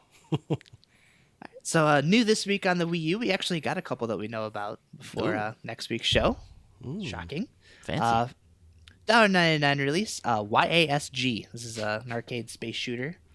Bender, I know you probably picked this one up. It's a cross-buy title. It was Thursday release. Plantera. It will be a Thursday release, so I'm sure I'll be picking this up. $4.99. This is of course free on the Wii U if you buy it on 3DS. It's a gardening game. It's very relaxing, so I'm sure you're sold. It has graphics. It has graphics, and you play it with a controller. Ooh, fancy. Nice. Yeah, one of these rare cross-buy titles. So if you're into those, check that out. Dude, how does Plantera, like, how does that become the rare game that qualifies for cross-buy out of all the titles? I think it's up to the developer. I mean, it is also the only game above $2 this week. I guess that's the first step. Hits the criteria to be hit at least $5, and then you can consider it. Yes, if you want to. If you want to. Brick Race, another Thursday release, $1.49. Looks like some kind of Tetris board style racing game. So it's Have fun? it's so weird. It's like a car built out of Tetris blocks, and then you just avoid other blocks that are coming at you or something along those lines. Yay, wonderful. And of course, the LEGO Dimensions packs also coming to the Wii U this week. Over on the 3DS, I think we actually got everything last week. Good job, team. Good job, Larry. Thanks, Larry. This week, we got 2 releases this week. The Nintendo Selects re-release of Kirby Triple Deluxe, which is a fantastic game. So go out and pick that up. And Plantera, which, like I mentioned, cross-buy with the Wii U. So, done. That's all the new releases this week. Thank you, Franklin. Thanks for taking us through that. So, really looking forward to Nioh and a couple of those smaller titles this week. So, some good stuff there. Before we hop into the news, we're gonna take a quick break here. So we've got some music from Ruel Ethan. Follow him on Twitter at Ruel Ethan. Let's check this out, and we'll be right back.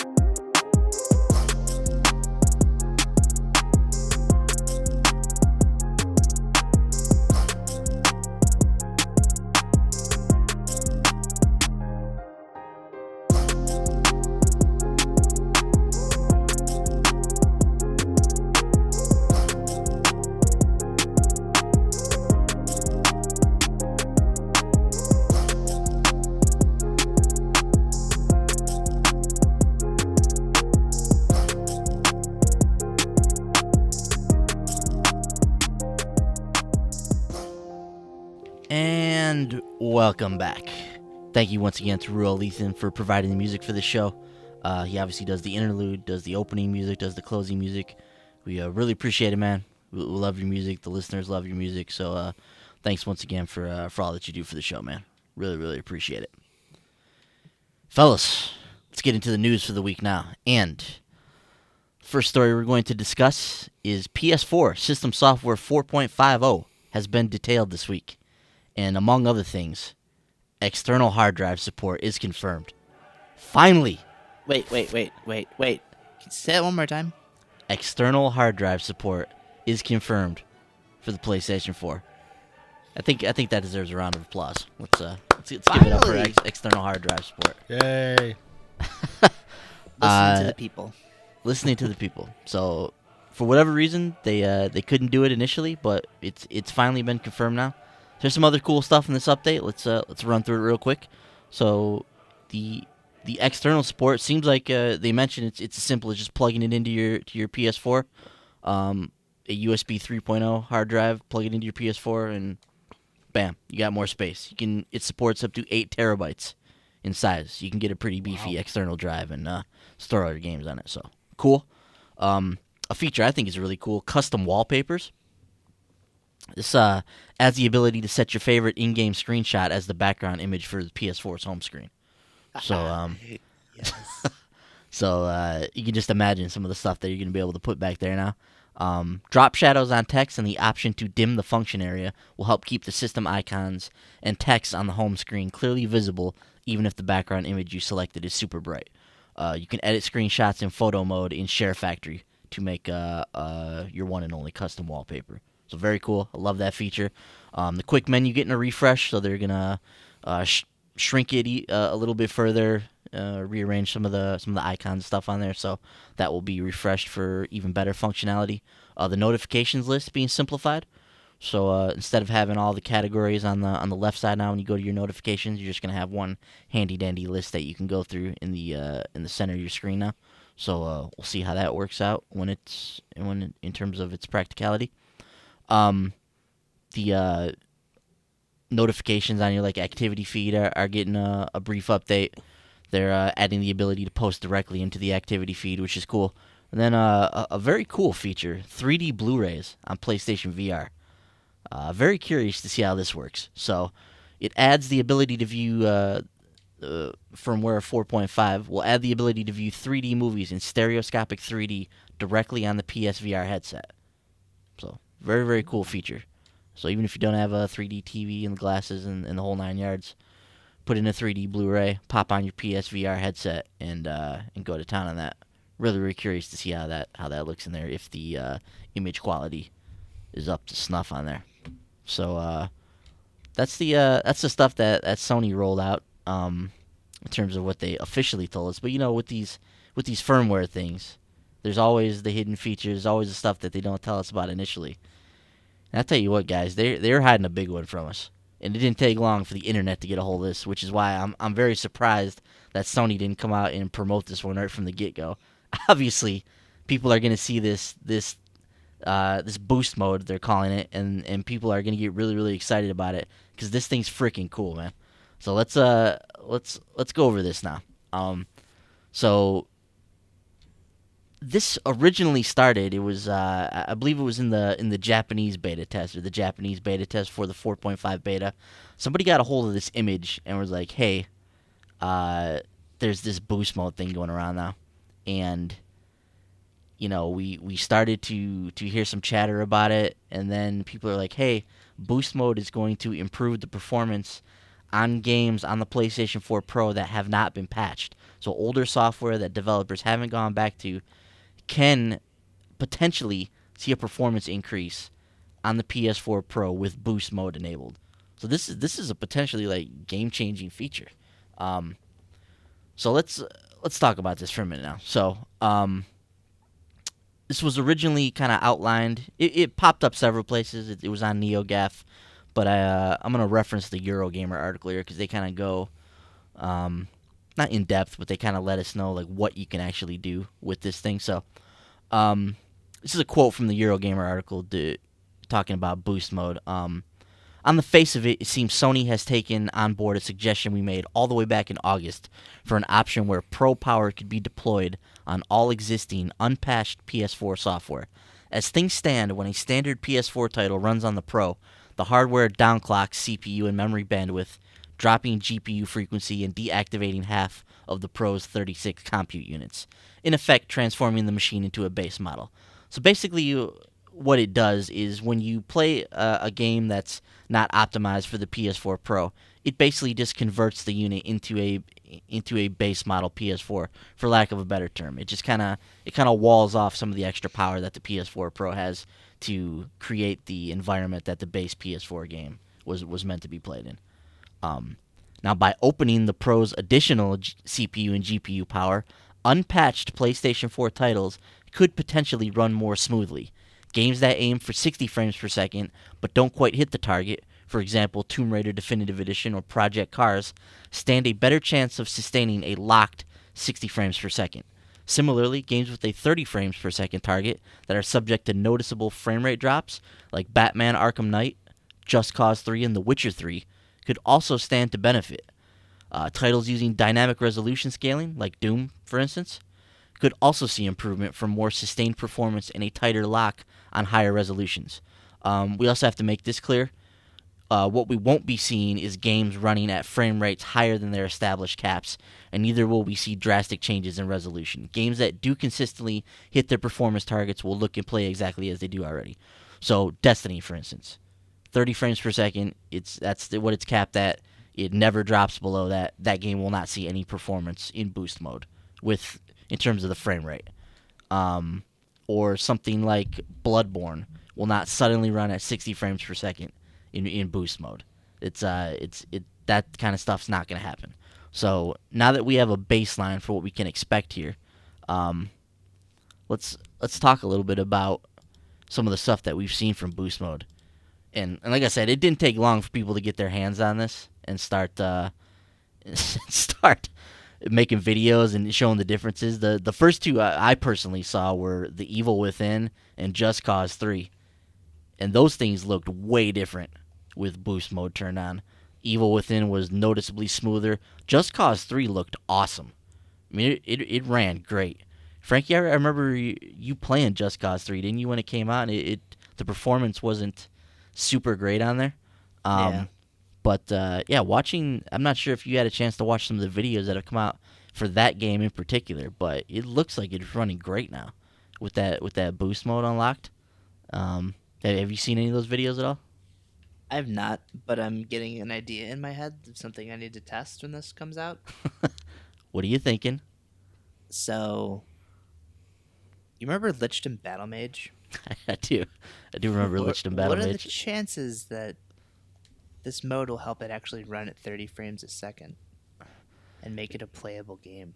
It's interesting. I wonder too if the console version or the PS4 port in particular is capped at 30 frames per second. If it's not, if it's an unlocked frame rate with no cap in mind, you could potentially shoot that game up to where it's actually supposed to perform compared to the PC version as well. But I'm gonna try this out for science when this goes live. I think I need to do that. I think badly want to you like do. that game. I think you do, man. And you'd probably really like it if you played the PC version because it looks like it runs and plays great. So it would be nice if the console version could keep up with that. But so Evil Within and Just Cause 3, first two games I saw when this story first broke. And I was like, man, this looks really cool. Like, this is an awesome feature. Still don't understand why they tried to hide this, because obviously everybody was going to latch onto this, and this was going to become a big thing. So from there, like, people just started testing stuff, and GAF is full of different impressions that people have had a chance to get into. So I want to mention some of the games that they've gone through, because this is pretty cool. Alien Isolation, minor frame rate drops now gone with boost mode. How about this, Frankie? Assassin's Creed Unity. This has been called one of the best upgrades with boost mode by far. Assassin's Creed Unity was plagued with performance issues and still had some after patches. Most notably was that the game ran pretty bad when in crowded areas, but with boost mode, it runs extremely smooth. There's a video on here. that shows you how AC Unity runs in boost mode. So this Gen Gaming put together this list from people that have been on GAF testing out some of this stuff, and they've got some videos posted on here as well. So I encourage you guys to hop on here, check out some of these videos, see what some of these games look like running in boost mode. It's really cool. Arkham Knight. Screen tearing issues are pretty much non-existent when boost mode is on. Another great difference out of all the games with boost mode on. So that one's had a significant difference. Batman the Telltale series. Go ahead, Frankie. Was the Return to Arkham, like, wasn't there a story initially if you played it on the Pro, like Arkham City ran differently on the Pro? It was something, yeah. I know they've patched it since to address some of the issues with that particular port. I don't see any impressions on this list that I'm reading from, but that's one we'll have to keep our eye on to see if boost mode does anything for that, if at all. Batman the Telltale series said to run much smoother with the boost mode enabled. Does it fix Telltale's engine too? We'll have to see. We'll have to see. It's not going to stop the crashing. Yeah, one of the ones that everybody mind went to when this was announced was Bloodborne. Some people have got in there, tested out a little bit. Bloodborne runs smoother with boost mode, but it still isn't perfect. Still has some frame rate issues, even with boost mode on. They have a GIF on here that compares some of the original mode to the newer mode, and it does look better in some of these higher traffic areas. So cool that even Bloodborne's going to see a boost there. Broforce, which is a game that really struggled on the original PS4. Broforce runs better, but still not smooth. Definitely a noticeable improvement. I'll be interested to get in there and check that out. Darksiders 2, now locked to 30 frames, and screen tearing issues on the original PS4 are now gone when in boost mode. Dark Souls 3, improved frame rate, but still suffering from frame pacing issues. Dead Nation, running at a locked 60 frames per second, would run close to 60 frames in its original incarnation. Destiny, improved load times. So even though the actual performance isn't going to change, the load times are going to be improved by some significant times here.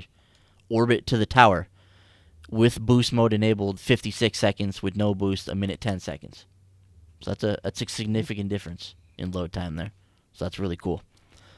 Dishonored Definitive Edition. The original Dishonored remaster was notable for having frame rate issues, but now runs at a locked 30 frames per second, even in areas where it suffered the most, like the sewers. Doom. There were some slight frame rate dips on the original PS4, but it now runs at a smooth 60 frames per second, even when there's many enemies on screen, which cause the dips. The Evil Within. Like I said, this one it looks significantly better. The Evil Within might be the most improved game with boost mode activated. It had many frame rate issues on the original PS4 and was almost like playing the game in slow motion. Runs much smoother with boost mode. I can confirm that. Fallout 4. Runs smoother, load time slightly improved. Final Fantasy XIV, improved frame rate in populated areas. Homefront Revolution. Had many issues with the frame rate, which was patched, but still wasn't completely fixed. Running much smoother with boost mode. Just Cause 3, like we mentioned, had many frame rate issues that got worse even after patches and would go down to as low as 20 frames per second. Boost mode now has made the frame rate a stable 30 frames per second. That game looks really good. Definitely recommend checking out some videos from Just Cause 3. Here's Lich Battle Mage, Frankie. Huh? Notable for having bad performance issues. That's putting it mildly. But with boost mode, it's running at 50 to 60 frames per second, rather than drops to 30. Much smoother overall. Whoa! Interesting. Lords of the Fallen, locked to 30 frames a second. Project Cars, running much better. There's still issues with the frame rate when racing with wet tracks, with a ton on the screen. Overall, it's noticeably improved compared to the non-boosted version. Even PT getting in on the action. PT running much smoother, noting camera movement is especially smooth.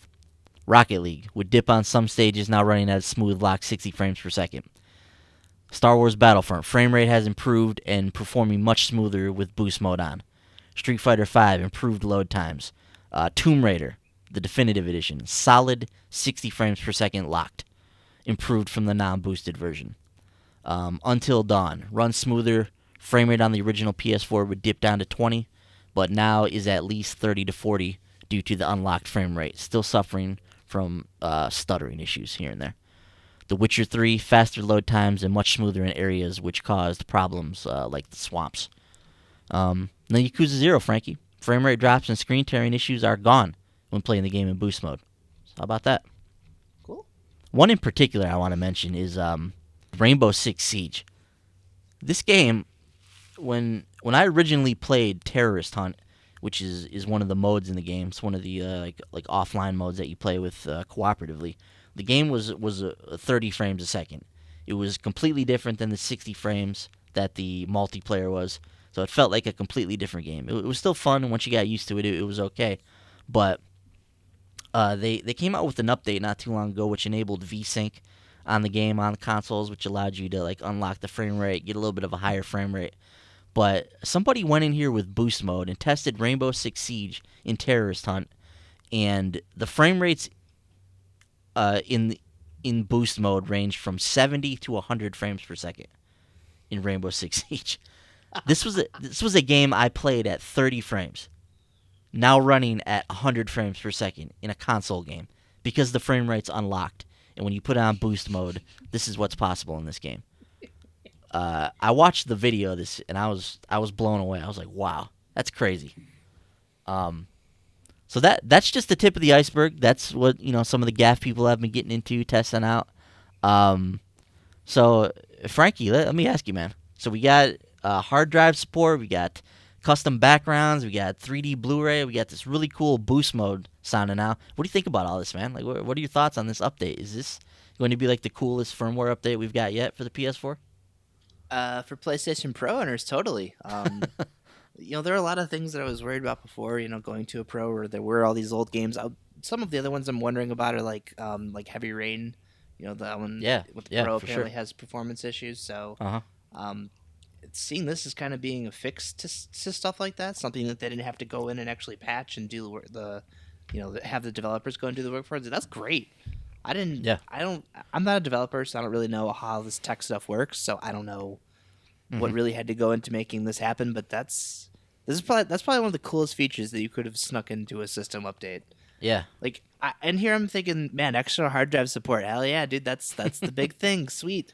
And then you have this thing that's just a million times better than that. Yeah. It's pretty wild, man, because obviously external hard drive support is something we've been clamoring for years.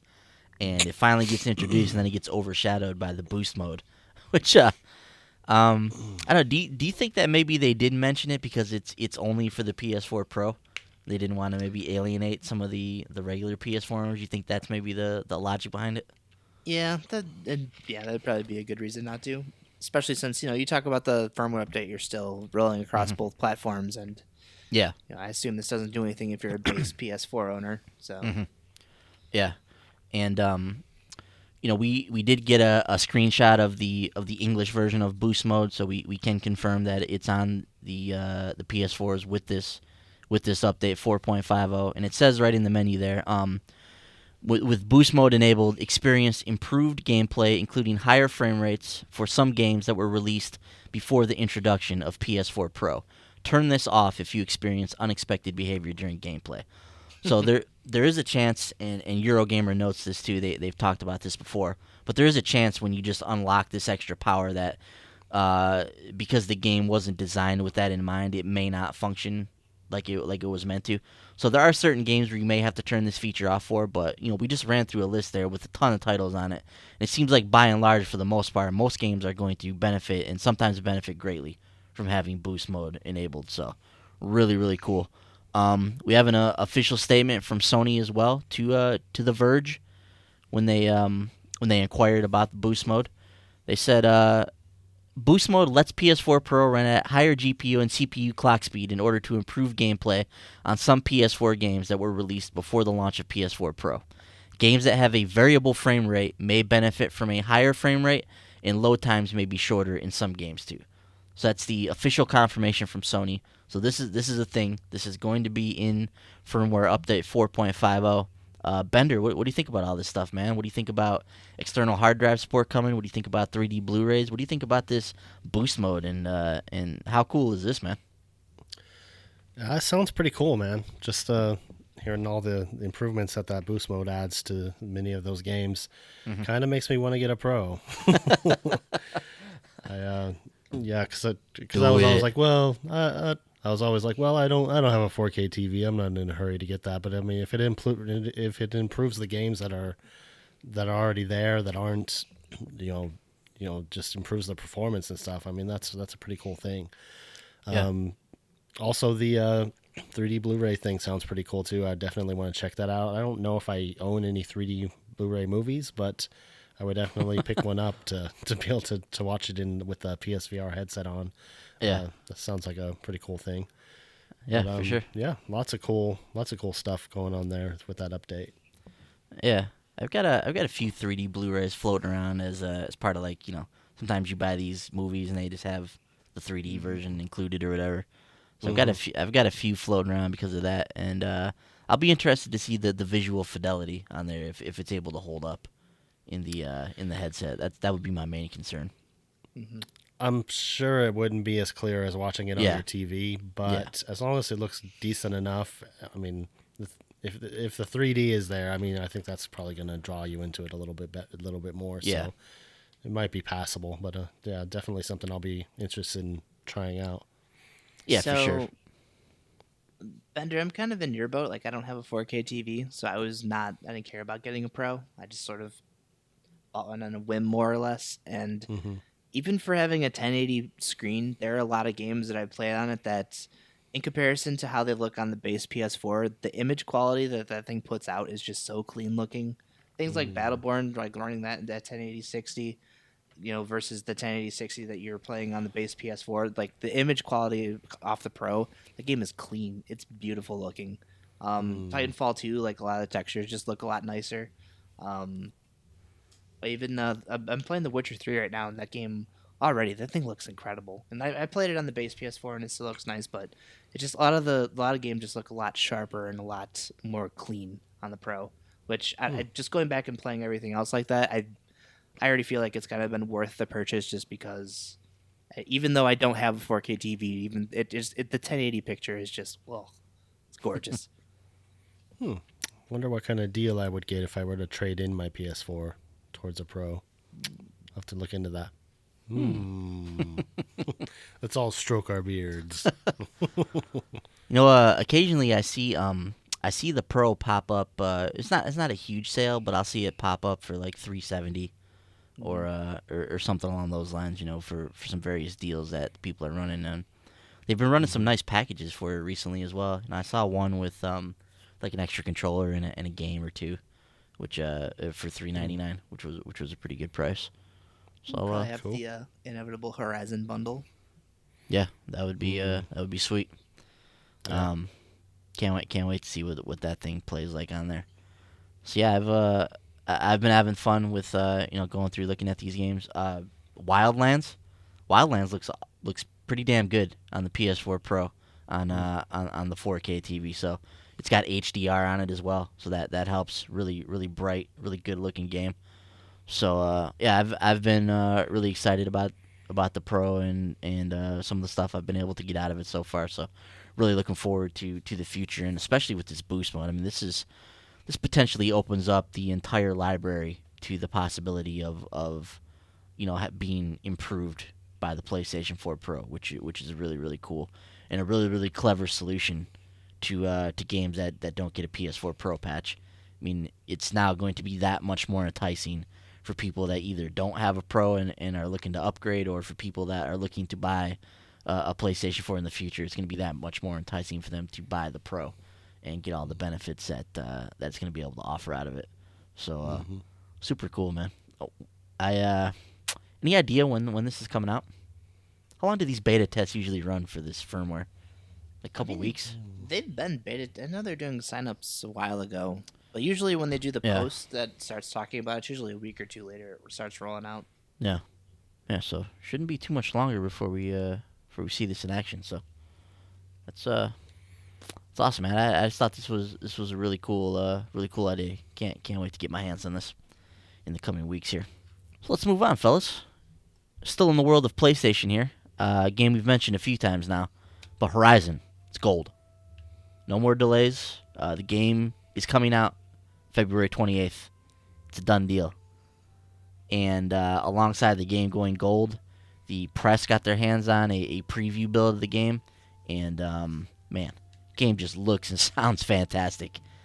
Seriously. I mean, the game looks gorgeous. Looks like a ton of fun. The RPG elements in the game are a little more pronounced even than I think I originally anticipated watching some of the footage of the game. So I think that's going to be really cool. But the tons of side quests, the map just enormous. Looks like just a huge game. Frankie, you excited for Horizon, man? Yeah, but this is kind of turning into exactly what I was fearing. Big open game.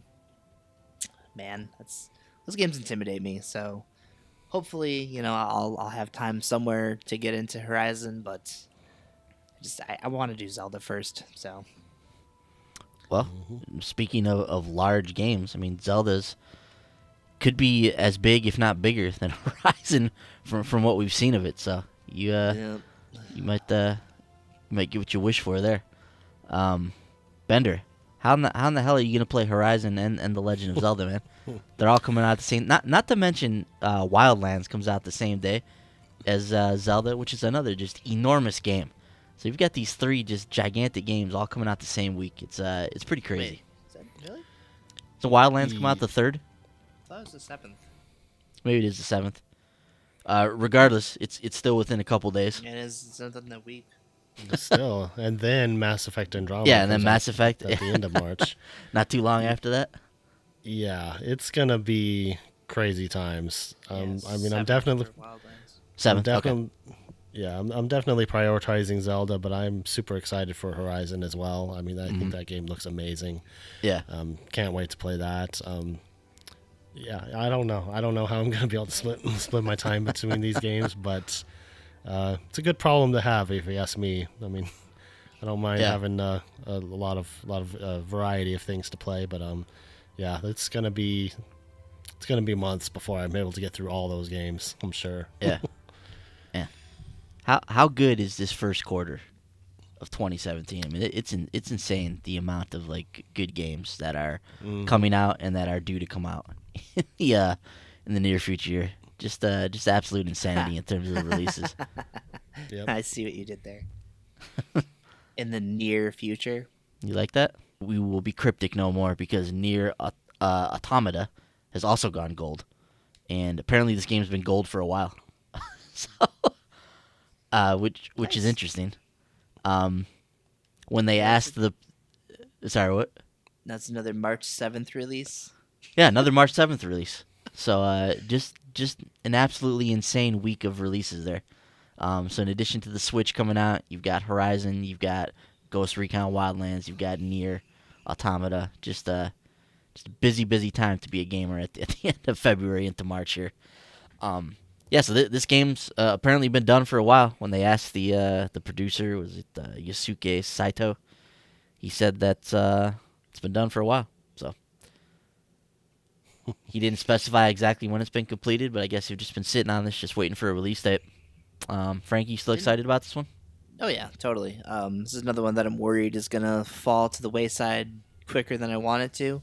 I guess this is gonna kind of just come down to how long people are taking to get through it. Like, if it's a 20-25 hour thing, I could probably squeeze it in somewhere after Zelda. But if I'm looking at another Witcher like 70+ hour outing, man, You think this could be a 70-hour game? you never know.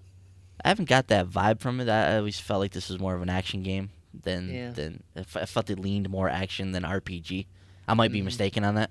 I didn't get a chance to play the demo when it came out, so I don't really know what kind of game. Fire that up. Yeah, I do want to check that out. Bender, what do you think of this one, man? Is this one looks like something you might get into as well. Yeah, I'm kind of on the fence about it. Yeah. It's definitely not one going to be on the top of my list. It's one I might check out later on. I did play the demo. I thought it was okay, but I honestly wasn't blown away by it from what I played. Okay. So it's something I'll probably get into at some point, but just it's not going to be a huge priority for me. Gotcha. Cool. moving on from there, the PlayStation 4 guys had its best 3 months ever in the history of PlayStation. During the third quarter of Sony's financial year, so we're talking October, November, December of 2016, 9.7 million PlayStation 4s were sold. That's more than any previous quarter since the console went on sale in 2013. In the same period last year, 8.4 million PS4s were sold. And what this now means is that PlayStation 4 has sold a massive 57.1 million units to date, and Sony is anticipating 60 million units by the end of the first quarter here in 2017. So bravo to them, man. They just keep chugging along. So the PlayStation 4 is quite the juggernaut at this point. Now we've got some more PlayStation 4 Pro news. Fallout 4 is getting a PS4 Pro patch next week. So update 1.9. It'll be out for not only the PlayStation 4 but the PC and the Xbox One. In addition to some of the other basic fixes and stuff that it does on the PS4 Pro in particular, it adds support, which means enhanced lighting and additional graphical features, including a native 1440p resolution, enhanced draw distances for trees, grass, objects, and NPCs, and enhanced God ray effects, which I'm not sure what those are. There's also a high resolution texture pack for the PC version of Fallout 4 as well, and you need a beefy rig to run this thing. So you need a 64-bit version of Windows, an Intel i7 5820K or better, a GTX 1080 8GB, or an RX 490 8GB, and 8GB plus a RAM. So you need a beefy graphics card to run this high texture pack. But if you have that and you're interested, you can make a pretty good looking version of Fallout 4. So you need also, a VR rig. Yeah, you need one of those. In addition to Fallout 4 getting PS4 Pro support, Sniper Elite 4 also getting PS4 Pro support. And that will include an enhanced frame rate, increased draw distances, increased geometry level and design, improved lighting and shadows fidelity, increased image quality of reflections, faster loading times. So, lots of cool sound and improvements coming to that game as well. So Bender, there's 2 more games for you, man. Getting improved by the Pro. You any closer to buying a system now? Those aren't really sweetening the deal for me. Since the last segment. No? Yeah. Here's an interesting story, and Frankie, you had some choice words for this thing this past week, but Sniper Ghost Warrior 3 on the PS4 and the PC, when you pre-order it, it will include the season pass of the game, included free of charge, which is a pretty good deal because it's going to run $29.99 for this. The problem is Xbox gamers do not get this deal. For whatever reason, they do not get the season pass included when they pre-order the game. Some of the things in the season pass are included for them, but not all of it. It's very, very strange. I don't really know what to make of it. What do you think about this practice, man? Of Ghost Warrior 3 just getting this on the PS4 and the PC. I don't condone anyone doing something like this where you alienate one of your fan bases, especially when you're a small publisher. It's weird. I do understand wanting to kind of do something to appeal to the larger, install base. I just my biggest problem with this is a lot of people started crying foul about this, but who in the hell actually plays these games? Who cared about this game prior to this news breaking? I honestly couldn't tell. I know one person who was excited about this game prior to it coming out, and he's a big PlayStation guy, so he's probably really excited about this, but who the hell is excited about this game in the first place, and why is this this big deal? I look at things like, if you bought Battleborn on the PS4, you got one of the DLC characters for free. No one said a word about that, and that character costs $5? So with this thing, what you're looking at, essentially you're missing out on Xbox. You're missing out one story mission and some multiplayer map packs. 2 multiplayer map packs, assuming that people buy this game and play it online. Now, look, I understand, this is a budget game. I'm not trying to, completely bury it because I didn't care for the other 2 games personally, but, these have always been, a bargain bin series, and the fact that it's a $60 game, it probably should include the season pass from the start, especially if their season pass is, for some reason, $30. Mm-hmm. Sorry, but that game is nowhere the $30 season pass. But it just irritates me that people go and start like screaming and throwing a fit, and these, mind you, like City Interactive and the Sniper Ghost Warrior Twitter page have like 1,500 followers. I mean, like, they're not a massive publisher, and this isn't, like I said, this game was on no one's radar, especially with Sniper Elite 4 coming out. In fact, I'm pretty sure they delayed out of February to get out of that game's way so that they would have a better chance of selling some units.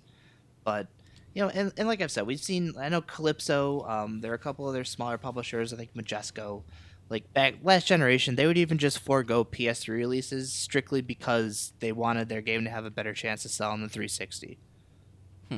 Like, this stuff has happened before, but I mean, just completely, not selling the season, like giving away the season pass with one. I mean, I don't know. It sucks, sure, but at the end of the day, you're missing out on one mission, and honestly, are you really going to play it? Are you really seriously this upset that you're going to actually, like, are you really missing anything? Probably not. So you said something interesting there that I hadn't thought about. But so you think that the reason that they would do something like this is to appeal that much more to the PS4 or the PC gamer because this is like a special deal for them. They get the season pass with the game, as opposed to alienating maybe the Xbox gamers who are like, why don't we get that as well? So that's interesting. But Bender, what do you think about that? Is that a strategy that makes sense to you? What do you think about this practice of offering the season pass on one platform but not the other when you pre-order it? I don't know. It's seems a little strange, but I guess it's not much different than like when they have a marketing deal to market on one console rather than the other. Mm-hmm. So I guess if you're an Xbox fan, it's not cool, but I mean, I'm sure it's some sort of a business decision on their part. Honestly, and this is just me, but I would be more pissed like if I'm an Xbox Destiny player and I bought that season pass and the PlayStation version has all these extra strikes, different weapons, like with the amount of content that was in that game, and like with what those expansions added, like that stuff was a pretty significant missing piece of content that I couldn't have. I paid the same price for as the PlayStation 4 owner, but I have to wait a year to be able to play any of these other strikes. That stuff would piss me off more than, oh, I have to go and buy the season pass now. I would really love to see statistics on who actually was going to buy the season pass for that game in the first place if they're not just being given the season pass. The worst part for them, I think, too, is from what I understand, this is like the actual boxed version of the game. That's Sniper Ghost Warrior 3 Season Pass Edition. So it isn't necessarily if you pre-order the game you're getting this. Like that's the first, I assume, wave of releases. So if it comes out, nobody buys it. A month later, it's $29.99. You're just giving your game away at that point to PS4 and PC players. Mm-hmm. So the thing with Destiny though is, I mean, they had a deal with PlayStation and everybody knew that going into it. Now with Sniper, is there a deal in place? Is there any kind of or is this strictly their decision? They just decided to just do this for the PS4 and PC. I think so. I don't think there's an actual deal in place. I think this is on them. It's very strange to me. I understand trying to appeal to one fan base, but I'm not sure trying to appeal to one fan base by excluding or shunning the other one is the best strategy. I don't really get that. So it's very strange. I don't know why they wouldn't just appeal to everybody and offer the season pass with everybody. It seems to me that even if you're a budget title, that if you're like, hey, we're going to throw in our $30 season pass with the game, a lot more people are going to consider purchasing the game than were before, probably, just because of the deal behind it. They're like, well, the game's $40, but I get this $30 season pass with it, so I'm spending $40 and I'm getting a $70 package. Now I'll take a shot on this, see what it's all about.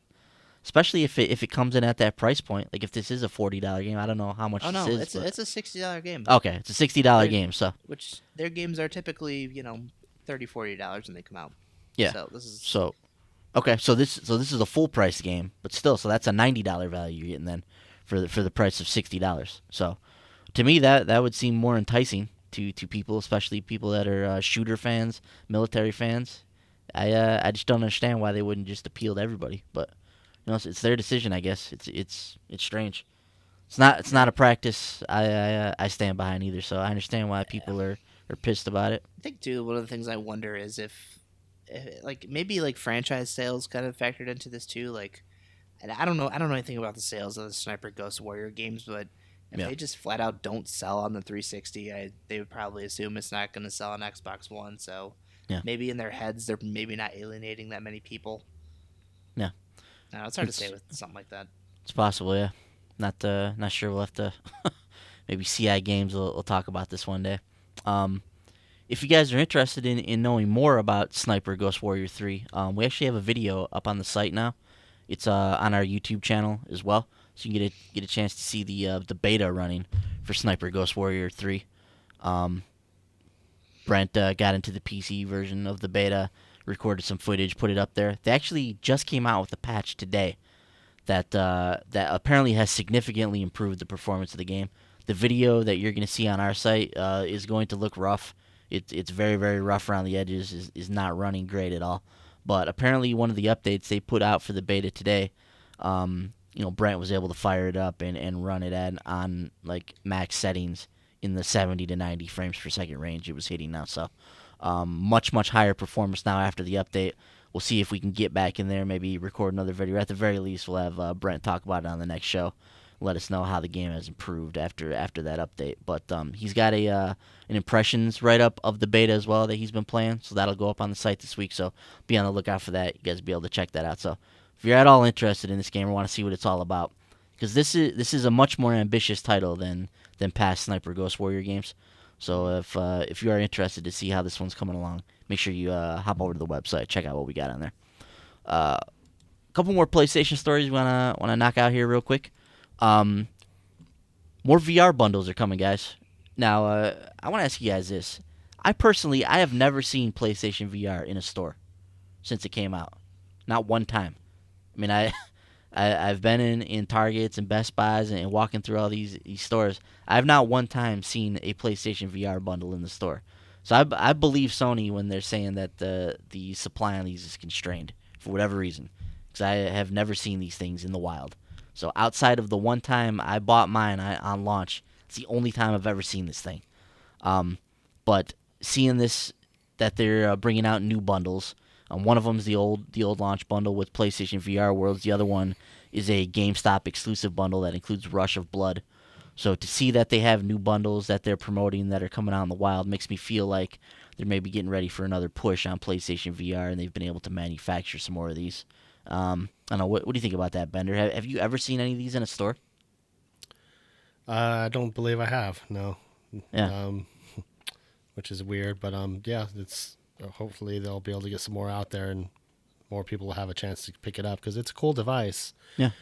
It's definitely worth it if you have the money. But yeah. Yeah. So. Yeah. Yeah. I feel like the people that have it really enjoy it. I just feel like there's just not enough of them out there. And that's just the reality of the situation right now. Frankie, what do you think, man? You think we're getting ready for like another push on these VR bundles? Have you seen any of these in a store recently at all? So when these came out, I was still working at GameStop. Mm-hmm. We did have we had a couple of the core headsets that, of course, didn't come with the camera, the Move controllers. That sat around for a good 2 or 3 weeks before someone finally came in and picked it up. And they just got some of the core headsets recently, so I saw a couple of them when I was up there today. But I think the biggest problem that they faced with them when those came out was those core headsets. I know a lot of GameStops had those things sitting around for a couple weeks. But people are running out there to buy the bundle. That's the thing that I think Sony finally figured out was, oh crap, people really don't have the camera or working Move controllers anymore. So. Mm-hmm. And it makes sense, if you want to get into PlayStation VR, that bundle is the best value, because those Move controllers are $100 a pop. That camera's $50. VR Worlds is $40. Until Dawn, Rush of Blood's probably 10 to 20, depending when you want to buy it. So, you're saving a lot of money if you go out and buy that bundle. So I think it's smart on Sony's end if they want to get more of these headsets out there. You need to put more of these bundles out there. But as far as like that bundle though, dude, no, that thing was. The second that thing came out, it was on the shelf. It was gone. Mm-hmm. So it's just the fact that people had to either buy the core headset and they didn't have the camera, they didn't have the move controllers, they didn't want to bother with it. They're like, well, they're gonna be doing more of the bundles. So Mm-hmm. that's the thing people have been asking for since launch, and I'm glad to see Sony's listening and putting more out. Because I the one thing that they've done since of course continuing to do home consoles is VR, that I really want to see that succeed. I would love to see them really get it out there, get it in people's hands, Mm-hmm. get some software out there, support that thing. So, and you got to imagine too, with Farpoint coming, they have the little gun peripheral they're going to be Yep. releasing sometime in the summer. So I imagine they got to do something to get more of these out there. Yeah. Yeah, some cool games coming out like Farpoint, Golem. Looks really awesome. GT Sport, when that comes out, is going to have VR support. So yeah, some cool stuff coming out in the future for PlayStation VR. Even recently though, like the whole Resident Evil 7. Yeah, Resident Evil 7. Yeah. Yeah, that's a 12-month exclusive on PSVR, and apparently, early impressions of it were bad, but you talk to anyone now who plays it, and that's like the definitive PSVR experience. Oh yeah. You could play through that entire game. Like that is an entire AAA retail game that you could play through in VR. Yeah, and speaking of that, actually, this is something else we were going to talk about, but according to Capcom, nearly 10% of players, or not according to Capcom, this is ResidentEvil.net, which I don't think they're affiliated with Capcom, but nearly 10% of Resident Evil 7 players are playing it in VR, which is interesting because Resident Evil is only playable in VR on the PlayStation 4, so this game is playable across other platforms as well. So 10% of the Resident Evil 7 player base is playing on a VR headset, which is approximately 87,000 people. So, based on this like 1 week stat or whatever that they were able to pull for this, so that's a lot of people that are hopping in here and trying to experience this game in VR. So I think there's a contingent of players out there that are hungry for these kinds of experiences, and especially with something like PlayStation VR, they want to get their hands on this headset and see what all the buzz is about, getting in there and playing this game in particular in VR. So yeah, I think Resident Evil 7 in particular is a huge boon for VR, and hopefully Golem and some of these other Farpoint, some of these other AAA experiences that are coming out for the headset will be able to drive adoption even further. But it feels to me like with them getting out here, putting out these new bundles, they're getting ready for another push on this thing, maybe to build up to the release of Farpoint. So hopefully that's the case. Also for VR, Psychonauts in the Rhombus of Ruin has a release date, February 21st. This game looks really cool. So I'm curious how much it's going to cost when it comes out, but this seems like this is going to be a worthwhile experience on there. And then we saw a couple other things here.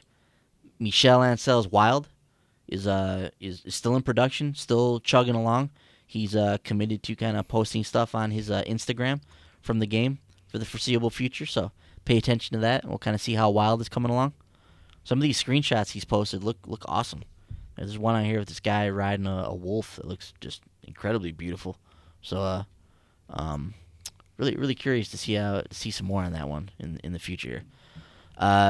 Use Your Words is a new party game coming to the PS4 where you kind of it's a very interesting looking title where you fill in there's like a joke that you have to fill in the punchline for, and whoever writes the best punchline gets voted on and wins the round or whatever. So pretty cool looking game.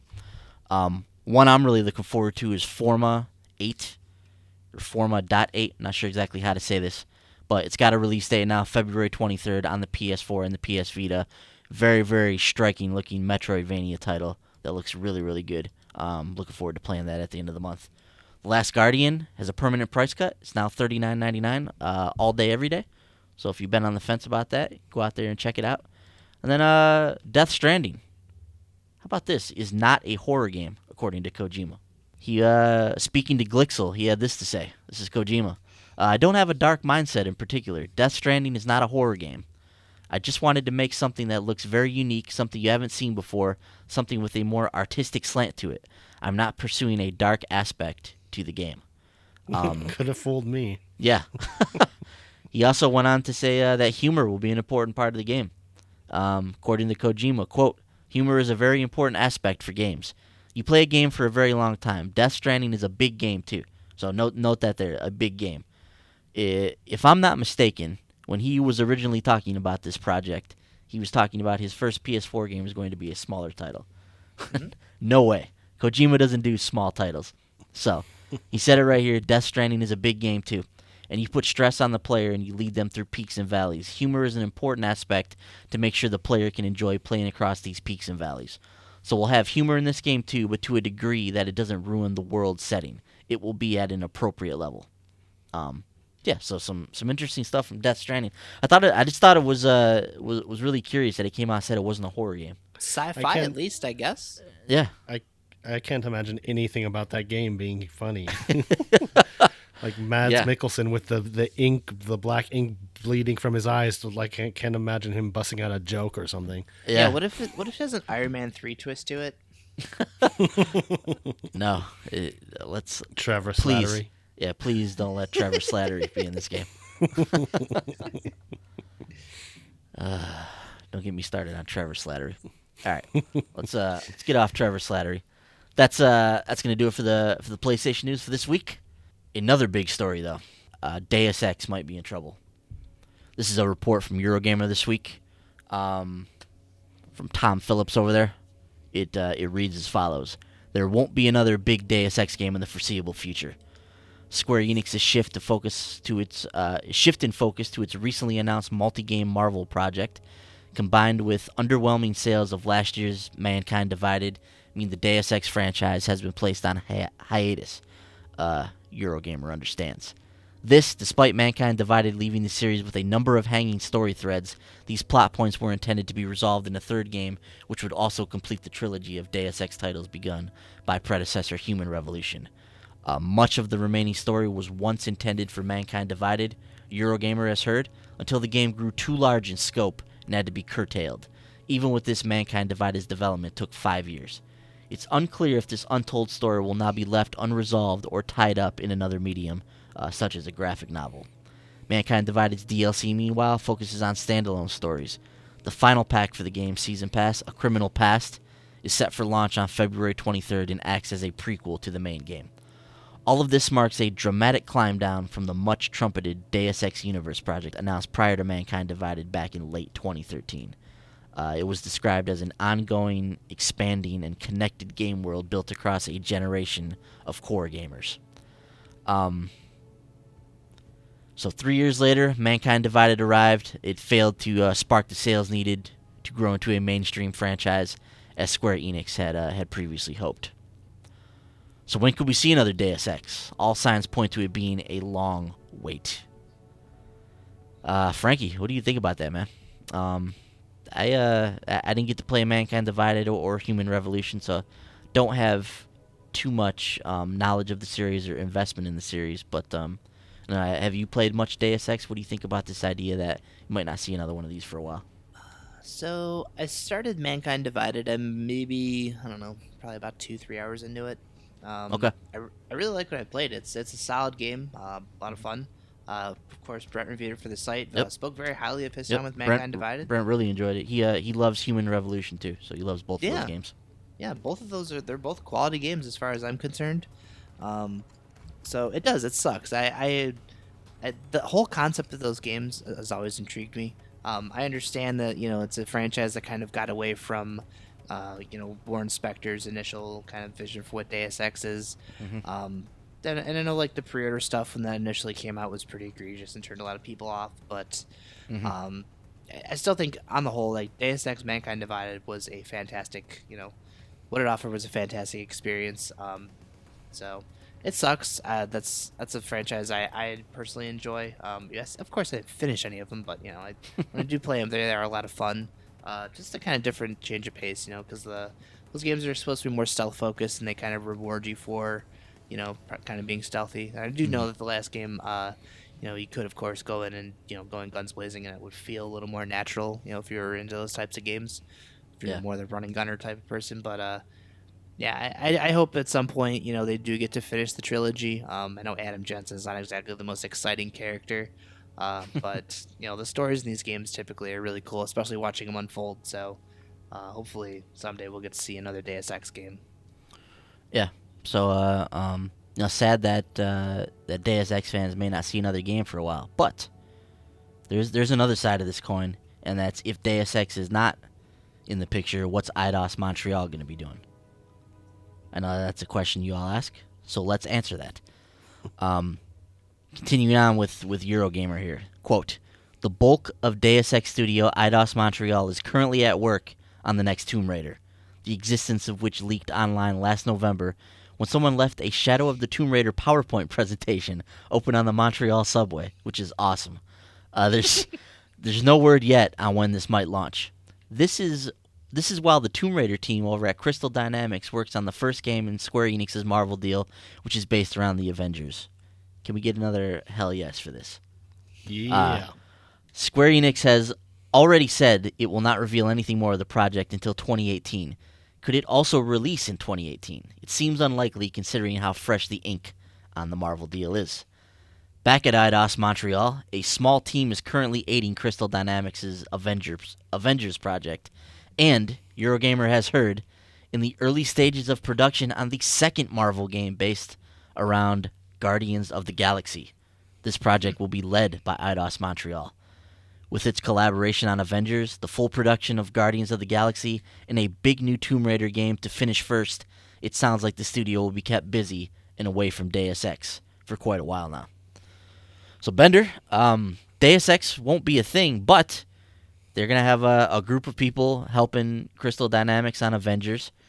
They're going to have a full team on Guardians of the Galaxy and a full team developing the next Tomb Raider game. So, are you going to be too sad if we don't see any more Deus Ex, or what do you think about this? And what do you think about the fact that Guardians of the Galaxy is the second game in the Square Enix deal? That sounds pretty sweet to me. Yeah. I mean, I never played the Deus Ex game, so I don't really have any relation to them. But So you're like, yeah, go make Marvel games and Tomb Raider games. No, I mean, it sounds like a cool trade-off. I definitely am looking forward to seeing what they do with the Avengers and Guardians and everything.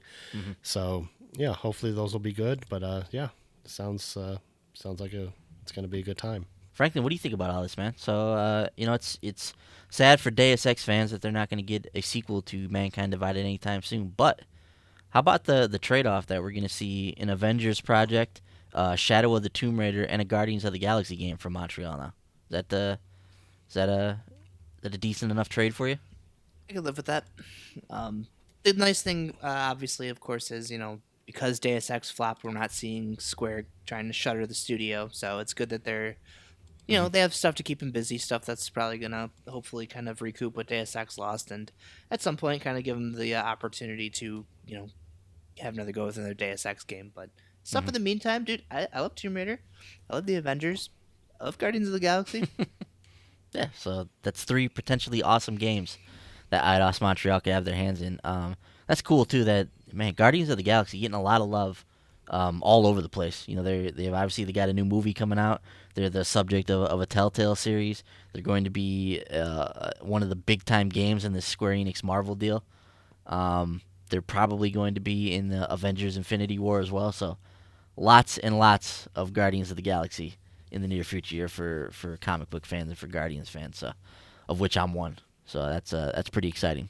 Yeah, so I'm looking forward to that stuff. Like I said, it's unfortunate that that Deus Ex hasn't sold as well as they would like, but I'm excited about these other projects that they've got their hands in. Definitely. Something else I want to ask you guys with this, but we've seen this with Dishonored now. With Dishonored 2, did not light up any sales charts. We see this with Deus Ex. Came out, did not light up any sales charts.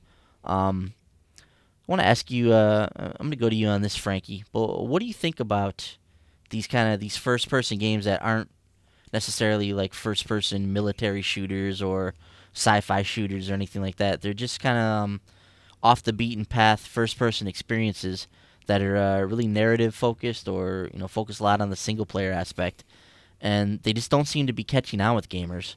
In this particular example with Deus Ex and with Dishonored, they're sequels to franchises as well. Mm-hmm. So, what do you think's going on here? Is this just a failure of the industry to properly market these games? Is this people not interested in sequels? Is this just the industry just a first-person experience that is not a Call of Duty shooter being a tough sell. What do you think's going on with these first-person narrative games that are struggling to catch a foothold in the marketplace here? I think there's a couple parts. Obviously, like you mentioned, these aren't your bombastic Call of Duty games. These are much more, story-driven narratives. They're single-player only, so you're not, you don't have your competitive multiplayer to them. So you're going to lose the people who want to buy a game to play with their friends, of course. Mm-hmm.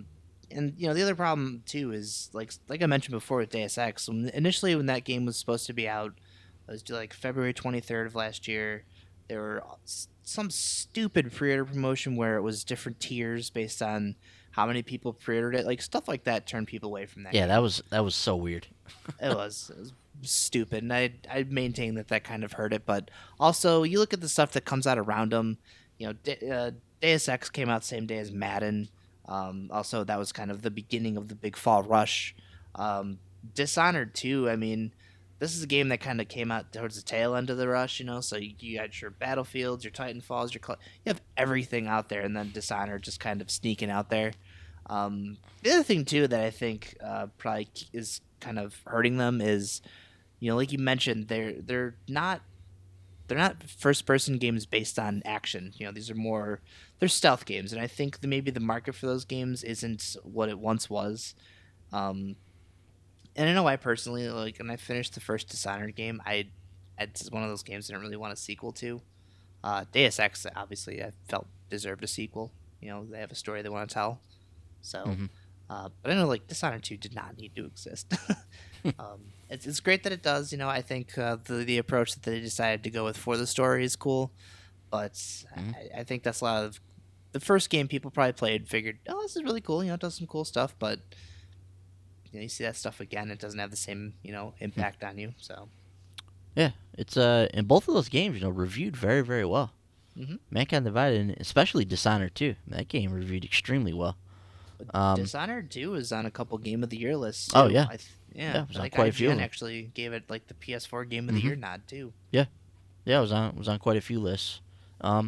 Bender, what do you think about this phenomenon, man? What do you think's the reason why stuff like Dishonored 2 and Mankind Divided is not catching on? Is this just a symptom of the industry? Is this just poor release timing for these games? I mean, Deus Ex I thought was actually in a good spot at the end of August there when it came out. I thought that would give people a chance to get in and experience this game. But I don't know. What do you think, man? It's probably a combination of things. Yeah. Could be the release timing or the marketing or the lack of interest in a sequel in this particular franchise, or who knows. I mean, it's really tough to say, but I imagine it's probably a combination of things. Yeah. I mean, you got to think if they greenlit a sequel to this game that the first game sold well enough, right? There's got to be some kind of an audience out there for this title, and for whatever reason they just didn't come back for the sequel. Yeah, so I don't know, it's strange. I think too with Deus Ex in particular, I know there were also a lot of people, the way the game was marketed, a lot of the trailers kind of focus more on the action side of how you could play that game. So the stealth purists out there who that series, those are the people that are coming to that franchise and seeing a trailer out there showing off, oh yeah, look, you just go through and blow through all these guys. That's going to turn those type of people away. Oh, this is the game you're making now. No thanks. What about the fact that the original games in these series were on different platforms? Like they were on another generation. Does that have any effect? Like Human Revolution was on the PS3 360 generation, so maybe that audience that played those games, maybe they hadn't upgraded their console, or maybe they were no longer, into that kind of game. Dishonored had a definitive edition that came over to the newer generation, so they maybe mitigated some of that. But is any of that a factor, you think, or probably not? If you're somebody who wants to experience the story, probably. Because Deus Ex, if you didn't play the first game, mind you, there is a nice hefty recap video at the beginning of Mankind Divided if you want to watch it. Mm-hmm. But that game there's a lot of stuff happening at any time, so kind of jumping in the middle of it, maybe you're gonna feel lost. So I know if I'm that person who, if let's say Uncharted 2 is coming out on the PS4, I didn't play it on the PS3. I didn't play Uncharted 1 on the PS3. I jump into the second game. I know it's a very story-heavy game. I'm not going to actually sit down and play that game until I have gone back to the prior generation and play the first game. Yeah. I mean, I assume there are people out there like that, and that's how I am with the Yakuza franchise. Actually, is I've deliberately avoided playing those games because we're at a point now where Yakuza 1 and 2 are on the PS2. You have 3 through 5 on the PS3, and now you have 0, 6, and Kiwami coming to the PS4. So if you want to experience that franchise, you need to go back a couple generations to, really get into the beginnings of that game. And it's a very story-driven experience. So if you're jumping in, to Yakuza 6, you don't know what's going on, you don't know the characters, you don't understand, the events that kind of made some of these characters the way they are, and that's a turnoff. Yeah. No, that's actually how I am, man. If I haven't started at the beginning of a game, or I'm like getting into the middle of a series, I don't like that. I like to go back to the beginning myself. So, there's definitely people who are like that. So, yeah. So all of that stuff has probably contributed to why these games haven't caught on. But hopefully that doesn't discourage developers from making these kinds of games, or making narrative-driven first-person experiences that maybe aren't just a run-and-gun shooter. But when you see results like this, it's hard to greenlight these projects when they cost all this money, and you don't get that return on investment. So Yeah. I don't know. We'll see what the future holds for those games. Some sad news we want to note here. Namco founder Masaya Nakamura has passed away at the age of 91. The father of Pac-Man. He founded Namco in 1955. Just wanted to quickly acknowledge this. Obviously, Namco has been instrumental in the video game industry. Pac-Man, Galaga, Dig Dug, Pole Position, all those kind of games are under the Namco umbrella. So just wanted to send our thoughts out to the Nakamura family, and to just kind of pay our respects to a legend here. Obviously, anybody who was involved with Pac-Man is a vital cog in the video game industry. Now, I want to get you guys' thoughts on this real quick, but Warner Brothers is teasing some kind of an announcement. This is a very, very interesting story here, but IGN France tweeted out an image from Warner Brothers that said, "Save the date, March 8th, 2017." This tweet, I believe, was quickly taken down, but I want to get you guys' thoughts on what WB could be getting at here with this tweet. And WB didn't tweet it out themselves, which is the weird thing in all of this. So it came, like I said, from IGN France, of all places. Frankie, what's going on here, man? Like what is this save the date thing? Is this like a hoax? Is this something that Warner Brothers is really going to announce? What are your thoughts on this, man? What do you think this is about? I hope it's not a hoax, but judging from the way the logo looked, this looks like more Shadow of Mordor. Think it might be Shadow of Mordor, eh? I hope so. Bender, what are your thoughts on what this thing could be alluding to? So all we have to go off here, we have save the date, March 8th, 2017, and we have the WB Games logo, which it looks to be under some duress, maybe cracking, some stones breaking off. It's kind of a gray, stony-looking background. That's all we have to go off here. What do you think this could mean, man? I don't know. I kind of like the theory that it might be Batman related. I mean, you can never have too much Batman, but This is also a good point. That's a damn fine point. You can never have too much Batman. That's a very true statement. Yeah, and when I look at this, Frankie, when I look at this font here, this just makes me think of Arkham Origins. Like this has that same look to it. So I don't know, what this is about. I don't know if it's got to be Mordor or Batman. Like those are the two prevailing theories, right? You guys agree? It's got to be one of those two things. It would seem. I mean, it doesn't have to be, but this certain. Unless they want to make another Mad Max game. Yeah, which probably not, right? But no. And this certainly doesn't look like Superman or anything like that. It's a very dark looking logo and save the date message here. So it would seem to be, if it was superhero related, it would be a darker character like Batman, or Shadow of Mordor, which is a dark franchise as well. So personally, just the way it looks more Batman than Shadow of Mordor to me. But I guess we'll have to wait until March 8th to see, which is what, a Wednesday? Yeah. Right. March 7th to be a Tuesday, yeah.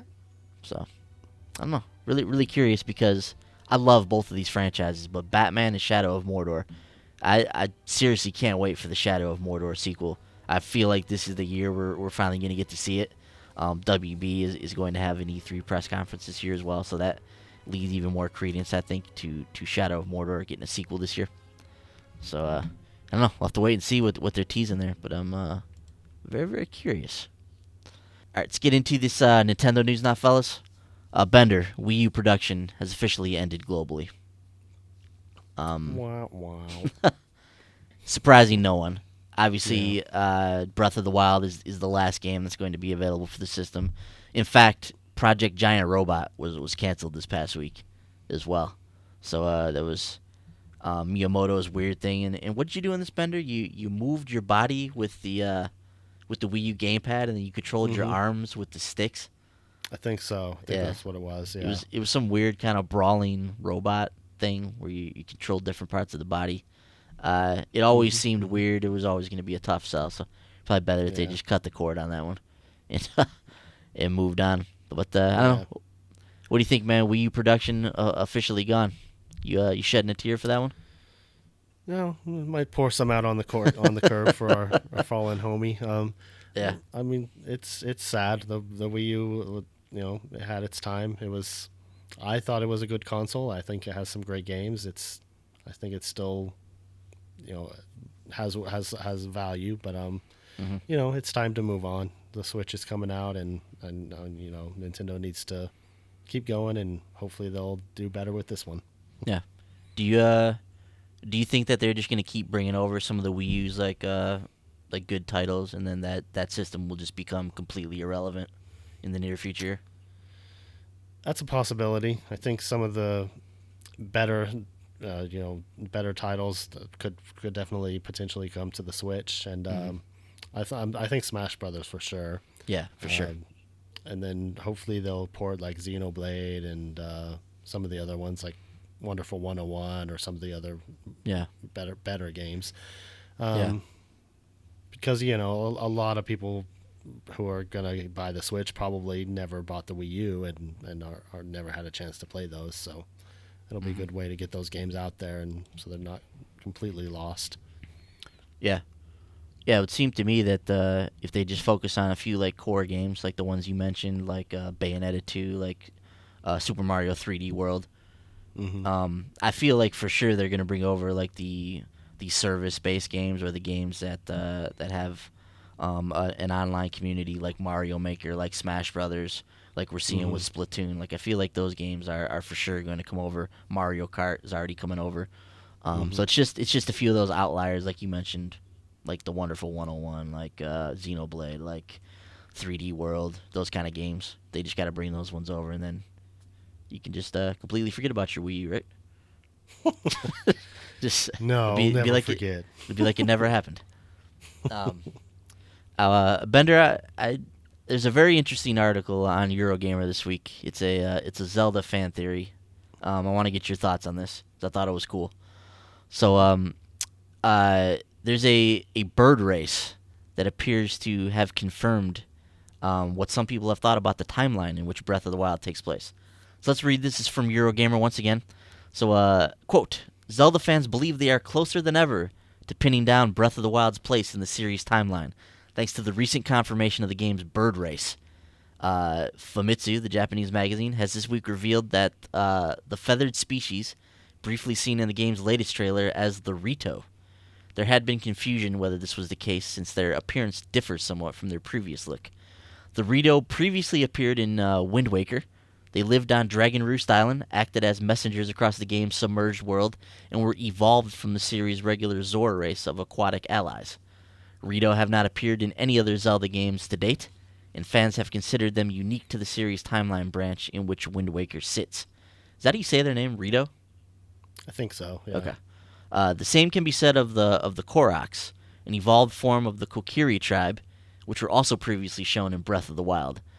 Wind Waker's Great Deku Tree and Shopkeeper Beetle are also back in Breath of the Wild, although have also appeared in other games. For those uninitiated in Zelda timeline lore, the series is known to follow a linear structure until the Nintendo 64's Ocarina of Time, after which it splits into 3 separate branches. I find this Zelda stuff interesting, incredibly fascinating. All these timelines and concepts that people have on this. But one timeline branch follows the adult Link from Ocarina, which is the story branch that results in Wind Waker and its direct sequels, Phantom Hourglass and Spirit Tracks. Another timeline branch follows the child Link from Ocarina, who was sent back in time as seen in Majora's Mask and then Twilight Princess. Finally, A Link to the Past, Link's Awakening, and the original Legend of Zelda, and The Adventure of Link fall into a timeline where Link did not beat Ganon in Ocarina at all. Fans have suggested that Breath of the Wild is another sequel to Wind Waker, set long after when the sea had been drained from Hyrule, a process you began by helping the Korok tribe begin a forest to dry Hyrule's lands. And it's clear from the various descriptions of this world being scarred by repeated incursions by Ganon that Breath of the Wild is set after many other games. It begins some 100 years after an earlier invasion was defeated, with Hyrule still in recovery. So, Bender, I ask you, what do you think about this theory, man? Does it make sense to you? Does this kind of line up with what you know about the series and the timeline? What do you think about this idea here? That it could be on the Wind Waker timeline? It's very possible. But then again, I mean, this isn't the first time you've seen races reappear in a game that they were in a previous game. I mean, so I don't know. It's if I can't remember the exact way it played out, but I think if I remember right, like Spirit Tracks took place like 100 years after Wind Waker, and it was a direct sequel because it took place in the same like universe, but like some of the waters had receded. So there was more land available. That's what, and Link was, that was the one where Link was driving a train around. So there's a lot more land mass. So it's very possible that this could be another 100 years later when the rest of the waters have receded and there's more land mass as well. So I don't know. It'll be interesting to see what sort of connections they make to the original storyline. Especially with all the theories about it being connected somehow to the original game with the map and everything. So it'll be really interesting to learn the story of the game. Do you get into all this stuff, man? Like these Zelda theories and does this stuff excite you, or does it just kind of make your head hurt? I've never completely fully understood it. I mean, I have a very cursory knowledge of the timeline. Yeah. I've never really delved into it because I've always been, I mean, before I even knew that there was any sort of a timeline for the Zelda games, I was always satisfying just knowing, okay, this is a different Link and a different Zelda. Every story is self-contained, and none of them are really connected. But then I started hearing people talk about this timeline, then they released an official timeline in the Hyrule Historia, and I'm like, okay, well, that's cool and all, but I just like each Zelda game in its own right, so I've never really delve too deep into it. So let me ask you this. So is that is this timeline like official? Is this like what Nintendo like is officially standing behind, or is the possibility that each of these games are separate, is that still an accepted theory?